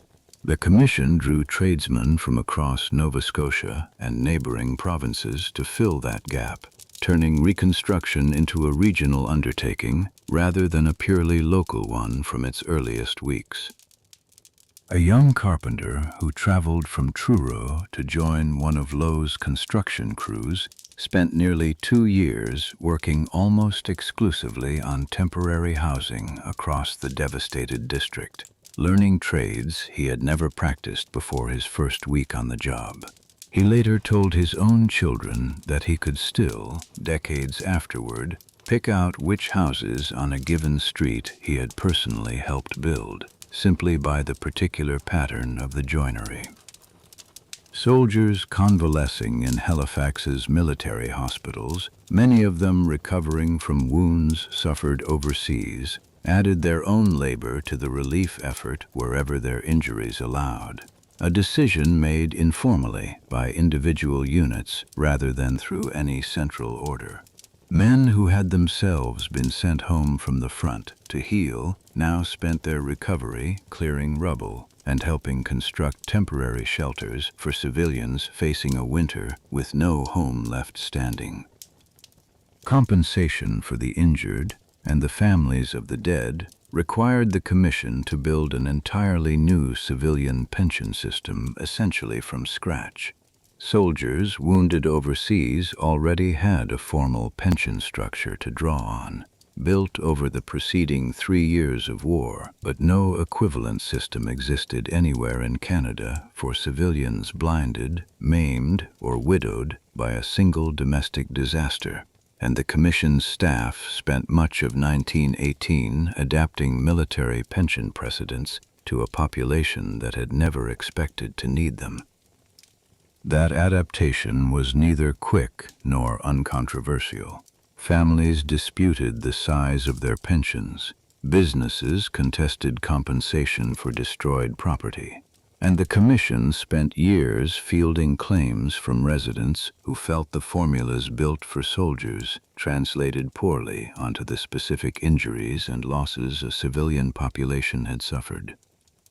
Funding for the Commission's work came from multiple directions at once: a grant from the Canadian federal government, ongoing contributions from Massachusetts and other American donors, funds from the British government, and money raised through relief funds across Canada that treated the Halifax disaster as a national emergency rather than a purely local one. By the end of December, barely 3 weeks after the explosion, Halifax had assembled a recovery infrastructure that combined volunteer initiative, formal government authority, and sustained international support in a way few Canadian cities had ever needed to before. That infrastructure would go on to operate for years rather than months. Pensions administered by the Commission continued long after the physical rebuilding of Richmond was complete, and the systems built in the weeks after the explosion to identify, compensate, and rehabilitate the injured shaped how Canadian institutions approached large-scale civilian disaster response for decades afterward. None of that infrastructure, however, addressed the question of how the disaster had happened in the first place, or who, if anyone, bore legal responsibility for a collision that had killed close to 2,000 people. Relief and rescue had been organized within hours by people acting on instinct and available resources without waiting for anyone to first determine fault. But fault was, by the middle of December, already becoming its own separate and far more contentious question. That question was already being asked, within days of the explosion, by a formal inquiry convened to determine exactly what had gone wrong in the Narrows on the morning of December 6th, and its findings would shape the reputations of Captain Lemedic, Pilot Mackey, and Commander Wyatt for the rest of their lives.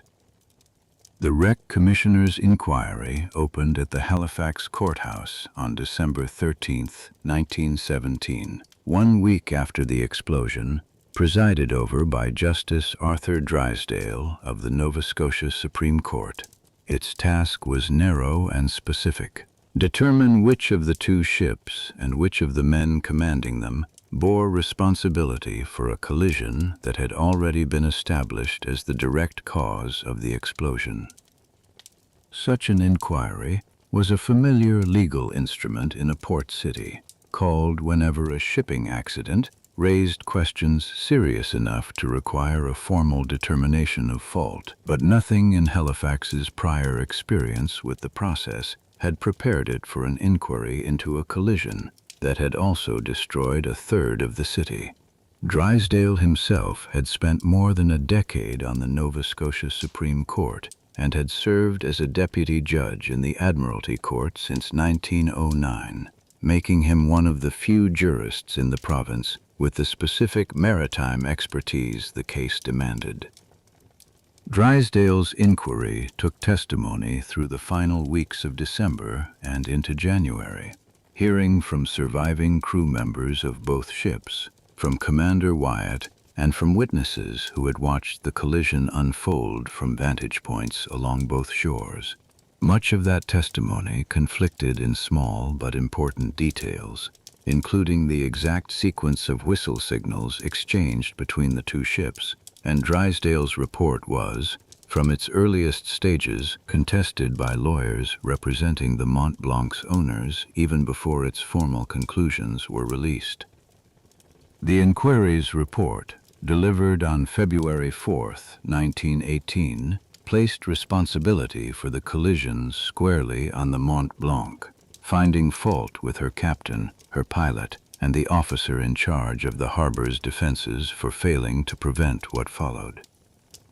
Drysdale's findings were unambiguous in tone as well as conclusion. He recommended that Mackey's pilotage license be cancelled outright, and that criminal prosecution proceed against all three men, a recommendation that moved quickly through the legal system in the weeks that followed. All three were charged with manslaughter and criminal negligence at a preliminary hearing before Magistrate Richard MacLeod, and each was bound over for trial. For a city that had spent the previous 2 months burying its dead and rebuilding its hospitals, the prospect of a formal reckoning, someone held legally accountable for what had happened, carried its own weight independent of anything the courts would eventually decide. The preliminary hearing itself drew intense public attention in a city still recovering from the explosion's physical damage. Newspapers that had spent December covering relief efforts and reconstruction now covered courtroom proceedings instead. And for many Halifax residents, the question of who would be punished became, for a time, as prominent in daily conversation as the question of how the city would be rebuilt. That reckoning did not unfold the way Drysdale's report had anticipated. A Nova Scotia Supreme Court Justice, Benjamin Russell, reviewed the evidence against Limedic and Mackey and found nothing in it sufficient to support a criminal charge. Mackey was released on a writ of habeas corpus, and because Limedic had been arrested under the same warrant, the charges against him were dropped as well. Russell's decision effectively ended the criminal case against 2 of the 3 men Drysdale had named within weeks of the preliminary hearing that had bound them over for trial, leaving only Wyatt to face an actual courtroom. The speed of that collapse, criminal charges dropped almost as quickly as they had been laid, stood in sharp contrast to the 2 years the parallel civil litigation would go on to consume, before reaching its own final verdict. Commander Wyatt was the only one of the 3 who ultimately stood trial, and the case against him lasted barely a day. A jury acquitted him, closing the only criminal proceeding the explosion had produced without a single conviction resulting from it, despite close to 2,000 deaths and a formal inquiry that had named 3 men by name as responsible. Wyatt's position, that his post had no real power to control traffic already underway inside the harbor, the same argument he had made to his superiors before the explosion, formed the core of his defense, and the jury accepted it. Whatever structural weakness had allowed the Mont-Blanc to enter the Narrows without warning other traffic of her cargo, the court concluded, was not a failure that could be laid at the feet of the one officer who had already flagged it as a problem months earlier. Alongside the criminal proceedings, a separate civil case was working its way through the same courts, brought by the owners of each ship seeking damages from the other. Drysdale, who had also presided over this case, ruled on April 27, 1918, that the Mont-Blanc bore complete responsibility for the collision, a verdict consistent with the criminal inquiry's findings even though the criminal charges themselves had already collapsed. The Mont-Blanc's owners appealed, and on May 19, 1919, the Supreme Court of Canada reversed Drysdale's civil ruling entirely. The higher court found that both ships had committed navigational errors, the Imo for traveling at an excessive speed and making an improper turn at the moment of collision, and the Mont-Blanc for failures of its own in signaling and positioning, and assigned the two vessels equal responsibility for what had happened. The reversal turned in large part on how the higher court weighed evidence that Drysdale's original inquiry had treated with open skepticism. Pilot Mackey's own account of the collision, in particular, had been the target of sharp criticism in Drysdale's report, but the Privy Council, reviewing the same testimony years later, described Mackey as an eyewitness who had given evidence of real importance in the Mont-Blanc's favor, evidence Drysdale's findings had largely set aside. The case reached its final resting point on March 22, 1920, when the Judicial Committee of the Privy Council in London, the highest court of appeal available within the British Empire at the time, upheld the Supreme Court's finding. Both ships, the Council ruled, were equally to blame, a verdict that closed the legal question 2 years and 4 months after the explosion itself, far too late to affect the criminal charges that had already been dropped, but early enough to shape how insurers and the shipping industry settled damage claims from the disaster for years afterward. The final verdict, when it arrived, echoed a theme that had run through the entire disaster from its earliest hours.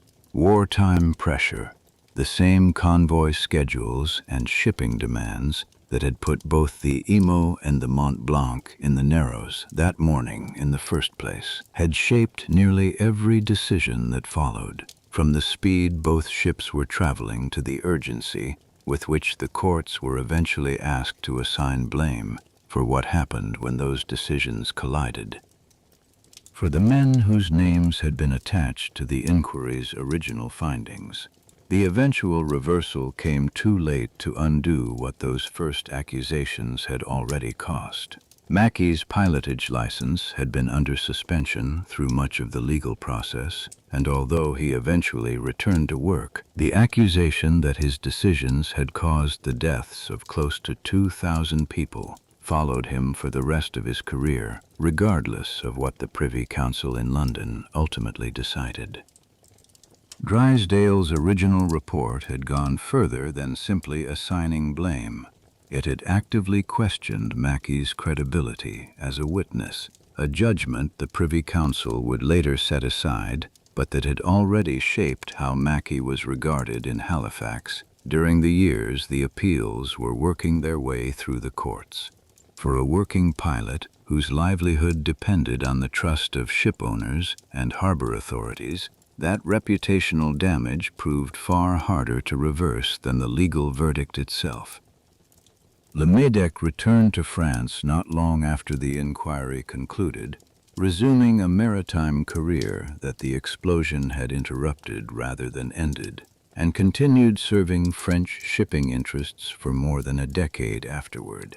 In 1931, France awarded him the Legion of Honor, a recognition that came well after the Privy Council had cleared his ship of sole responsibility for the disaster, and one that suggested the accusations leveled against him in Halifax had not followed him home in the same way they had followed Mackey. Commander Wyatt's naval career, similarly interrupted by his indictment and trial, continued after his acquittal, though the case remained the single event for which his name would be remembered. Of the 3 men Drysdale's report had named, Wyatt was the only one to face an actual courtroom verdict, and the only one whose case ended in a result, acquittal, that the public record could point to directly rather than inferring from charges quietly dropped. While the legal proceedings stretched across more than 2 years, The physical work of rebuilding Richmond had already been underway for months, guided by decisions made with an urgency the courts never matched. The Halifax Relief Commission hired Thomas Adams, a Scottish-born planner who had come to Canada in 1914 as the country's first national town planning advisor, and who would go on to found Britain's Royal Town Planning Institute to design the reconstruction of the devastated district. Adams worked alongside architect George Ross of the Montreal firm Ross and MacDonald to design housing for the hundreds of families the explosion had left without homes. Their most visible decision concerned not the layout of the streets, but the material the new houses would be built from, a choice made in direct response to what had killed so many people in Richmond in the first place. Ross and MacDonald's work for the commission extended well beyond the Hydrostone district itself. The firm's design and construction responsibilities eventually covered more than 1,000 houses across the devastated area, including several hundred at a separate development known as Merkel's Field, built largely in wood and stucco rather than concrete block for families whose properties fell outside the specific district the commission had designated for hydrostone construction. Wooden houses, once toppled by the shockwave, had collapsed onto their own coal stoves and furnaces, scattering burning coals through wreckage that trapped survivors inside it. Adams and Ross proposed building the new district almost entirely from a non-combustible concrete block known as hydrostone, reasoning that a neighborhood built from a material that could not so easily catch fire would not repeat the same secondary disaster if it were ever struck by anything similar again.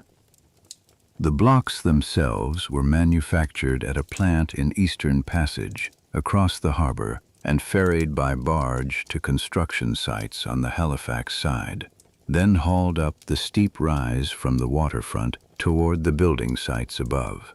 That last leg of the journey was difficult enough that Adams and Ross added 2 new diagonal streets, Devonshire and Dartmouth Avenues, specifically to make the climb manageable for the horses and, increasingly, motor trucks carrying the stone uphill. More than 300 homes were eventually built using hydrostone in the neighborhood that took its name from the material, laid out in the low-density, tree-lined style of the English Garden City movement that had shaped much of Adams's earlier career in Britain. Construction continued from 1918 through 1922. Transforming a district that had been reduced to open ground into one of the first planned public housing developments in Canadian history. The Hydrostone district's design departed deliberately from the tightly packed streets of the old Richmond it replaced.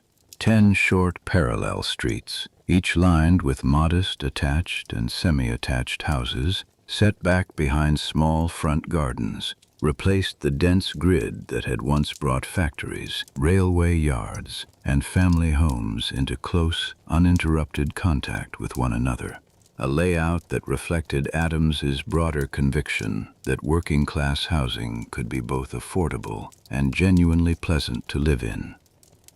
A promotional poster printed in 1919 described the new district as beautiful, neat, sunny, clean, and substantial, urging Halifax residents to stand at a vantage point above the old Richmond and see for themselves how completely the neighborhood had been transformed. Whatever its intent as publicity, the description was not entirely exaggeration. Within a few years, a district that had been open ground in December of 1917 had become one of the more architecturally distinctive residential neighborhoods in the city.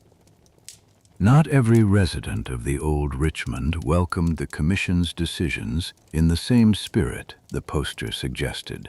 Some North End residents felt the Commission concentrated too much of its rebuilding investment on the Hydrostone district itself, rather than spreading resources more evenly across the wider devastated area. A tension between planners pursuing an ambitious architectural vision and residents simply wanting their own particular street rebuilt as quickly as possible.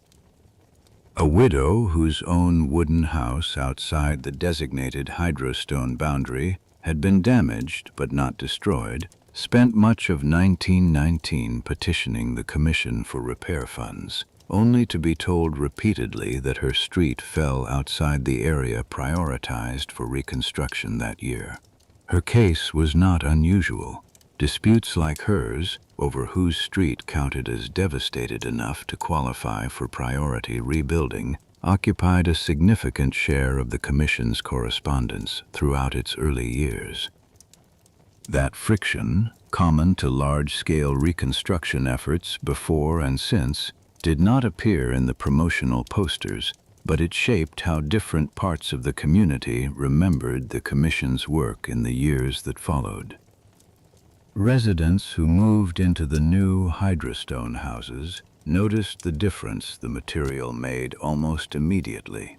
Letters from children living in the new district, printed in a Halifax newspaper in February of 1921, described feeling safer in homes built from stone than their families ever had in the wooden houses that had come before. A small but telling indication that the material chosen for entirely practical reasons had also changed how people experienced their own homes. One father who moved his family into a hydrostone house in 1920, having lost his previous home in Richmond entirely, later told a neighbor that the sound of the concrete walls, so different from the wooden creak he had grown used to, took him nearly a year to stop noticing. He said he had come, eventually, to find the silence reassuring rather than strange. That sense of safety was, in its own quiet way, the clearest possible evidence that Adams and Ross's decision had worked exactly as intended. A material selected specifically because it would not collapse onto a coal stove and burn was, 5 years after the explosion, being described by the children living inside it, not in terms of fire risk at all, but simply as a place that felt secure. The practical engineering choice having long since become, for the people who actually lived there, just the ordinary fact of home. The explosion prompted changes beyond the physical rebuilding of one neighborhood.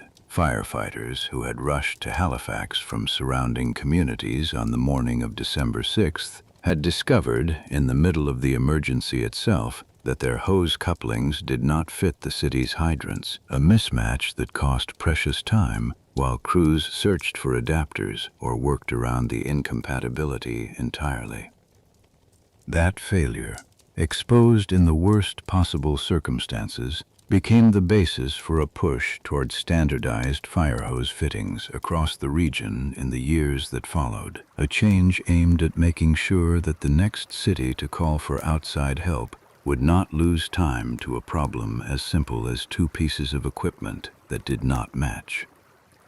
The specific reforms that followed varied from one municipality to the next, since fire departments in the period operated under local rather than national authority. But the underlying lesson, that mutual aid between fire departments only worked if their equipment was actually compatible, spread through professional firefighting circles across Nova Scotia and beyond in the years immediately following the disaster. Departments that had never previously coordinated equipment standards with their neighbors began doing so specifically because Halifax's experience had shown what the cost of not doing so could be. Harbor authorities in Halifax and other Canadian ports also began requiring clearer disclosure of hazardous cargo to pilots and harbor officials moving other traffic through the same waters, a direct response to the same structural gap that had allowed the Mont-Blanc to enter the Narrows on December 6th without any warning reaching the Imo of what she carried. None of these changes could undo what had already happened, but each one addressed, specifically and directly, a mechanism that had made the disaster possible in the first place. The case also left a mark on maritime law, well beyond Halifax's own harbor. The Privy Council's 1920 ruling, dividing liability equally between two vessels that had each contributed distinct navigational errors to the same collision, became a reference point in later Canadian maritime cases involving shared fault, cited by lawyers and judges working through comparable disputes for decades after the immediate circumstances of December 6, 1917, had faded from public memory. By the early 1920s, the legal questions were settled. The Hydrostone district stood largely complete, and Halifax had, on paper, closed the book on its worst single day. A broader town planning scheme, drawn up under Adams's direction and adopted by the city in 1921, extended some of the same principles beyond the Hydrostone itself, reshaping street patterns and building standards across parts of the wider, devastated area in ways that outlasted the specific crisis that had prompted them. Adams left Canada not long after the Halifax work was finished, moving on to advise on planning projects in the United States and eventually returning to Britain. But the Hydrostone remained, throughout the years that followed, one of the clearest built examples of the Garden City principles he had spent decades advocating for. Few of the planners who studied his work in the following decades needed reminding of why those particular streets in Halifax existed in the form they did, or what specific failure of the old wooden Richmond they had been built to correct. What remained open was a quieter, less legally definable set of consequences, ones that would continue shaping how blinded and disabled survivors lived, how disaster medicine was practiced, and how a small Canadian city's history stayed entangled with a much larger American one, long after the last of the reconstruction crews had gone home. Among the survivors carrying the explosion's consequences forward into the following decades was a man who had never set foot in Halifax on the morning of December 6, 1917. Edwin Baker, a Canadian Army veteran, had been blinded fighting on the Western Front 2 years earlier, and it was his own experience, not the explosion itself, that first set in motion the institution the disaster would eventually help create.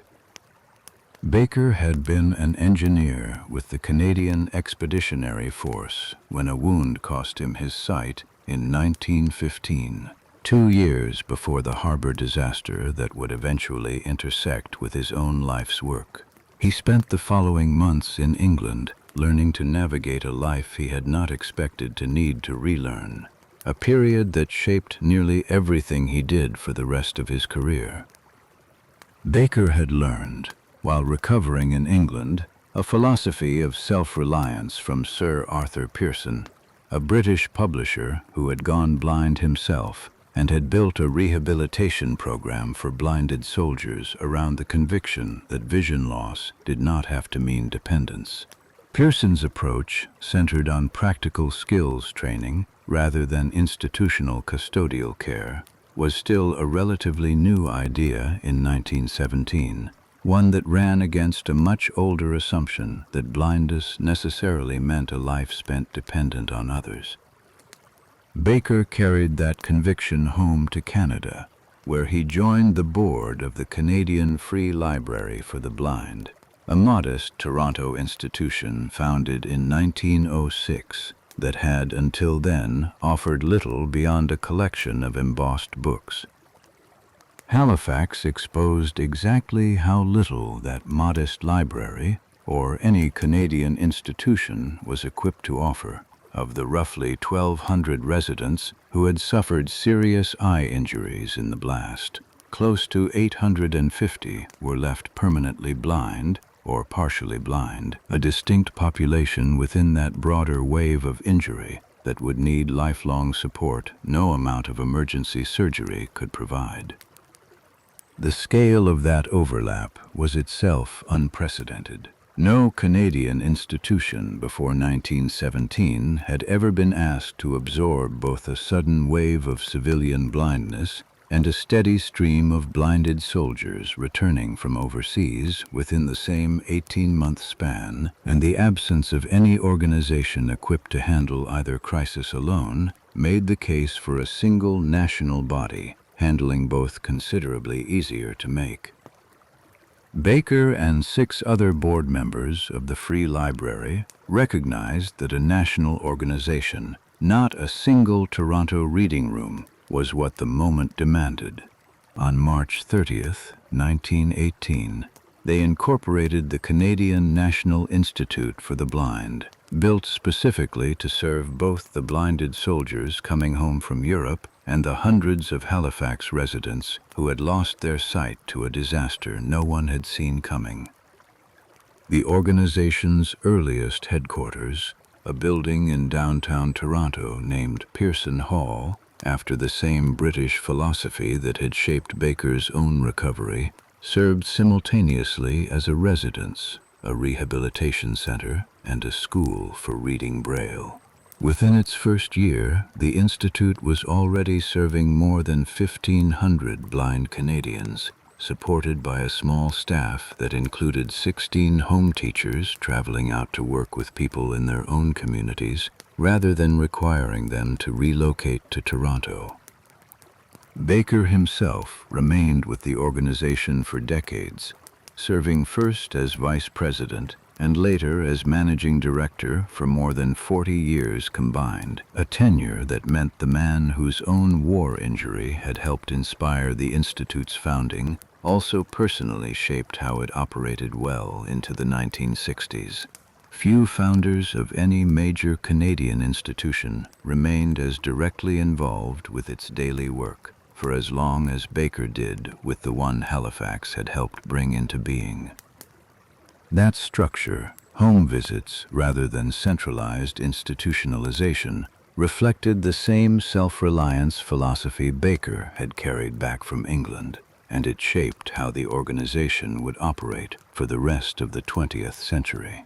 What began as an emergency response to 2 overlapping crises, war and disaster, within a single wartime year, became, over the following decades, the primary national body representing blind and visually impaired Canadians, a role it continues to hold today under the name CNIB Foundation. The organization changed its formal name more than once over the following century, first shortening its public identity and later adopting the CNIB Foundation name it carries now, but the core mission Baker and his 6 co-founders defined in 1918 remained recognizably intact through each of those changes. Services delivered directly to blind Canadians wherever they lived, built on the conviction that vision loss did not have to mean dependence. The organization's roots in December 1917 are not incidental to its identity. They are part of why it was built the way it was. A national institute created in ordinary circumstances might reasonably have started smaller, expanding gradually as demand justified it, but CNIB was born already needing to serve hundreds of newly blind Halifax residents at once. And that founding pressure shaped an organization built from its first year to operate at national scale rather than grow into it slowly.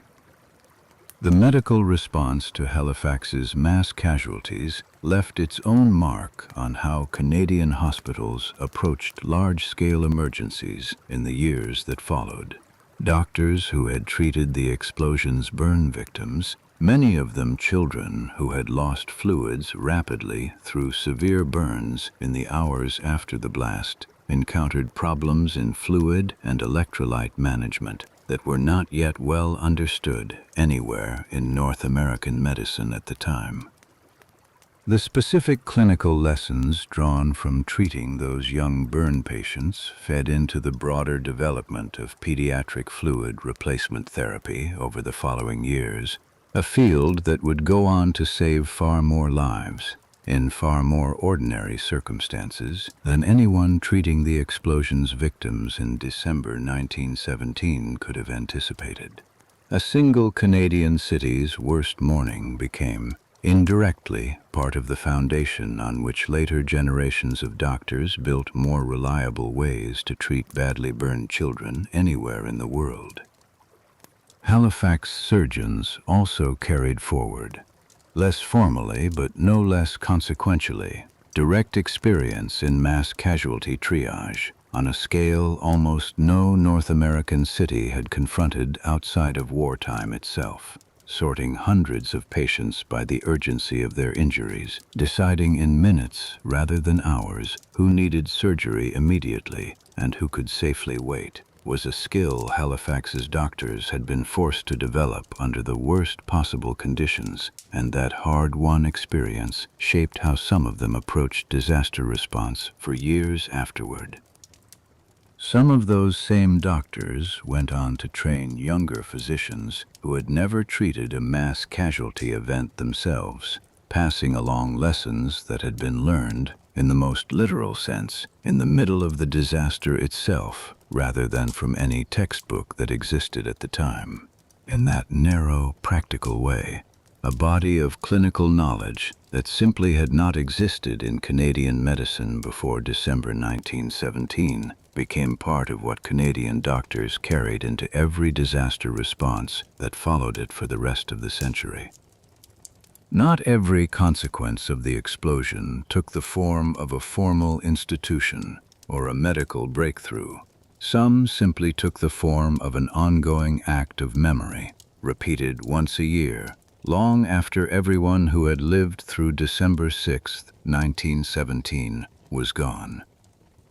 Barbara Orr, the 9-year-old who had been thrown nearly half a kilometer by the blast and lost every other member of her family that morning, grew up to donate 10 bells to the United Memorial Church on K Street, in the heart of the district the explosion had destroyed.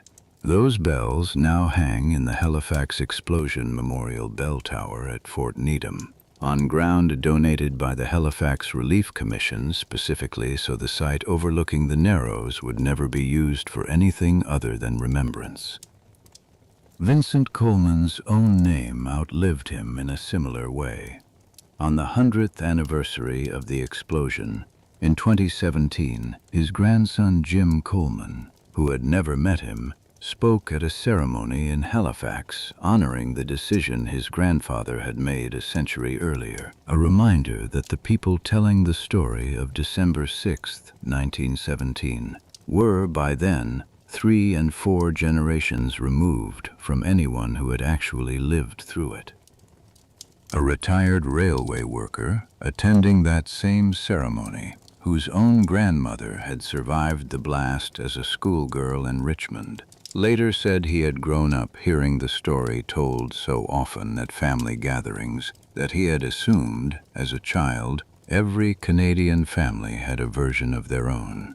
It was not until adulthood that he understood how specific his own family's connection to that single morning actually was. That distance, a century and counting, has not emptied the story of its weight so much as changed the shape of who carries it. Where the first accounts came from survivors describing what they had personally seen, the accounts told today come from descendants, archivists, and institutions built in the disaster's aftermath, each one a different kind of evidence that December 6, 1917 remains, in Halifax, a date that has never fully receded into the distant past. A visitor standing at the Fort Needham Memorial on any ordinary afternoon, with no ceremony underway and no crowd gathered, can still read the shape of the story in the landscape itself, a hillside where 2 churches once stood, a bell tower built from a family's private gift, a view down toward the Narrows where a French freighter and a Norwegian steamship once passed each other far too closely. None of it requires an anniversary to be visible. only a willingness to stand still long enough to notice what the ground still has to say. Every December 6th since the tower was built, residents gather there at 9 in the morning, close to the exact hour the Mont-Blanc detonated, for a memorial service that includes a moment of silence and the laying of wreaths for the dead. The service has continued for decades through changing mayors, changing generations, and, in at least one recent year, through a pandemic that reduced it to a brief address delivered online rather than in person, but never through a year in which the date passed in Halifax without some form of public acknowledgement. The park itself sits on ground with its own direct connection to the disaster. Two churches, Grove Presbyterian and K Street Methodist, had stood on the slopes of Fort Needham before the explosion, and both were destroyed along with the rest of the district, together accounting for more than 200 parishioners among the dead. Choosing that same hillside, overlooking the stretch of harbor where the collision occurred, as the site for a permanent memorial was not incidental. It placed the tower on ground that had already borne its own share of the disaster's cost before a single memorial bell was ever hung there. A short distance away, along the Halifax waterfront, the Maritime Museum of the Atlantic maintains a permanent exhibit on the explosion, drawing visitors who arrive with no personal connection to the disaster at all, tourists and school children, rather than descendants of survivors, into contact with an event that shaped the city around them in ways most of them had never previously encountered. Archivists at the Nova Scotia Archives continue, more than a century later, to catalog and digitize records from December 1917, adding new documents and photographs to the public record as they are located, ensuring that a disaster that once threatened to be undocumented, given how much of the city's own record-keeping capacity vanished along with Richmond itself, remains instead one of the more thoroughly recorded events in Canadian history. In December of 1918, 1 year after the explosion, the province of Nova Scotia sent the city of Boston a Christmas tree as a gesture of thanks for the medical relief that had arrived within hours of the disaster. It was a small gift by the standards of what Boston had sent north the previous December. A single tree against trainloads of doctors, nurses, and supplies, but it was offered in the same spirit that had defined the relationship between the two cities since the morning Governor McCall's telegram had reached Halifax before most of Massachusetts even knew a disaster had occurred. That first tree did not become an annual event. For more than 50 years, Nova Scotia's gift of December 1918 remained a single gesture rather than a tradition, remembered by historians and archivists but not repeated on any regular schedule. The tradition was revived in 1971 when the Lunenburg County Christmas Tree Producers Association proposed sending another tree to Boston, motivated partly by a wish to promote Nova Scotia's own Christmas tree industry and partly by a renewed desire to acknowledge a debt that had never actually been forgotten, only left unspoken for half a century.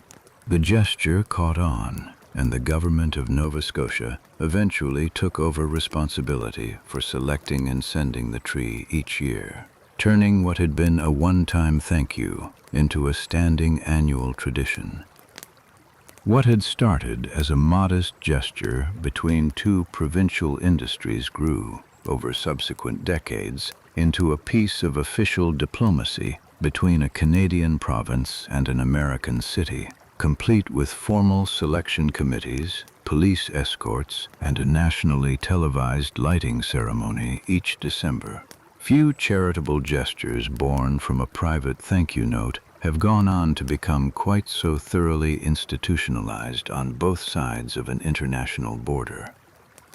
Every December since, a specially selected spruce, typically standing somewhere between 12 and 15 meters tall, has been cut from a Nova Scotia forest, driven south under escort through New Brunswick, Maine, and New Hampshire, and erected on Boston Common for a public lighting ceremony that draws crowds from across the city. Families who volunteer their own trees for the honor are often selected years in advance, their spruce marked and monitored as it grows toward the size the tradition requires. A small piece of Nova Scotia's rural economy now permanently bound up with an act of remembrance for a disaster most of the volunteers were born generations after.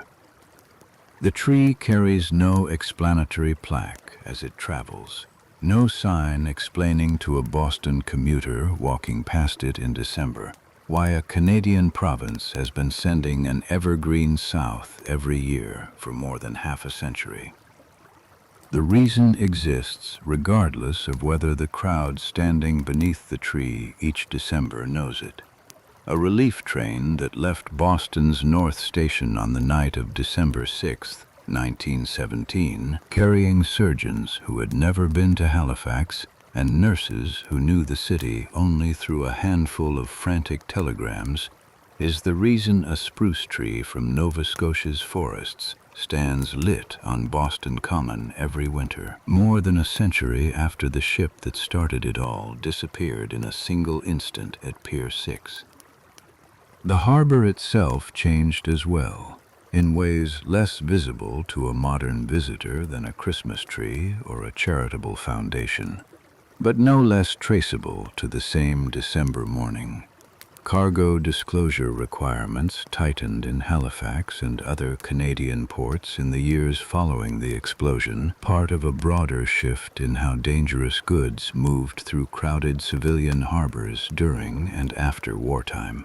A shift that grew directly out of the specific failure that had let the Mont-Blanc enter the Narrows, without any warning reaching the ship she would collide with. Those early port-specific reforms were modest compared to what eventually followed. Over the course of the 20th century, the international shipping industry built increasingly detailed systems for classifying and declaring hazardous cargo, systems that trace part of their lineage back to disasters like Halifax's, where the gap between what one ship's crew knew and what everyone else in the harbor did not know had turned an ordinary collision into the largest artificial explosion the world had yet seen. The modern International Maritime Dangerous Goods Code, adopted decades later and still governing how ships worldwide declare and stow hazardous cargo today, did not emerge from any single disaster, Halifax included. It emerged from a long accumulation of incidents across the 20th century, each one exposing some version of the same underlying problem. Cargo dangerous enough to threaten a ship, a harbor, or a city, moving through crowded waters without the people around it knowing what they were sharing that water with. Halifax was neither the first nor the last such incident, but it remains, more than a century later, among the clearest illustrations of exactly what that gap in knowledge can cost when a ship carrying an extraordinary cargo meets an ordinary collision in an ordinary harbor on an ordinary morning. None of these threads, the CNIB, the tree on Boston Common, the pediatric medicine built partly on lessons learned in a Halifax hospital ward, the tightened rules governing what a ship can carry into a crowded harbor without disclosure, fully explains December 6, 1917, on its own. Together, they trace the shape of a single morning's consequences as they spread outward, from one narrow channel between two ships into institutions and traditions still standing more than a century later. The two square kilometers of Richmond that vanished in under 2 seconds that morning were rebuilt within a handful of years. The people who lost their sight, their families, or their homes rebuilt their own lives on a much longer and much less predictable timeline, some of them supported, eventually, by an organization founded specifically because of what happened to them. A ship carrying munitions for a war fought an ocean away collided with a relief ship carrying nothing at all, in a channel barely wide enough for both of them, on an ordinary Thursday morning in a city that had no way of knowing what was about to happen. Two ships, one narrow channel, and everything that followed from it. A bell tower still stands on the hill above the harbor. A tree still travels south every December.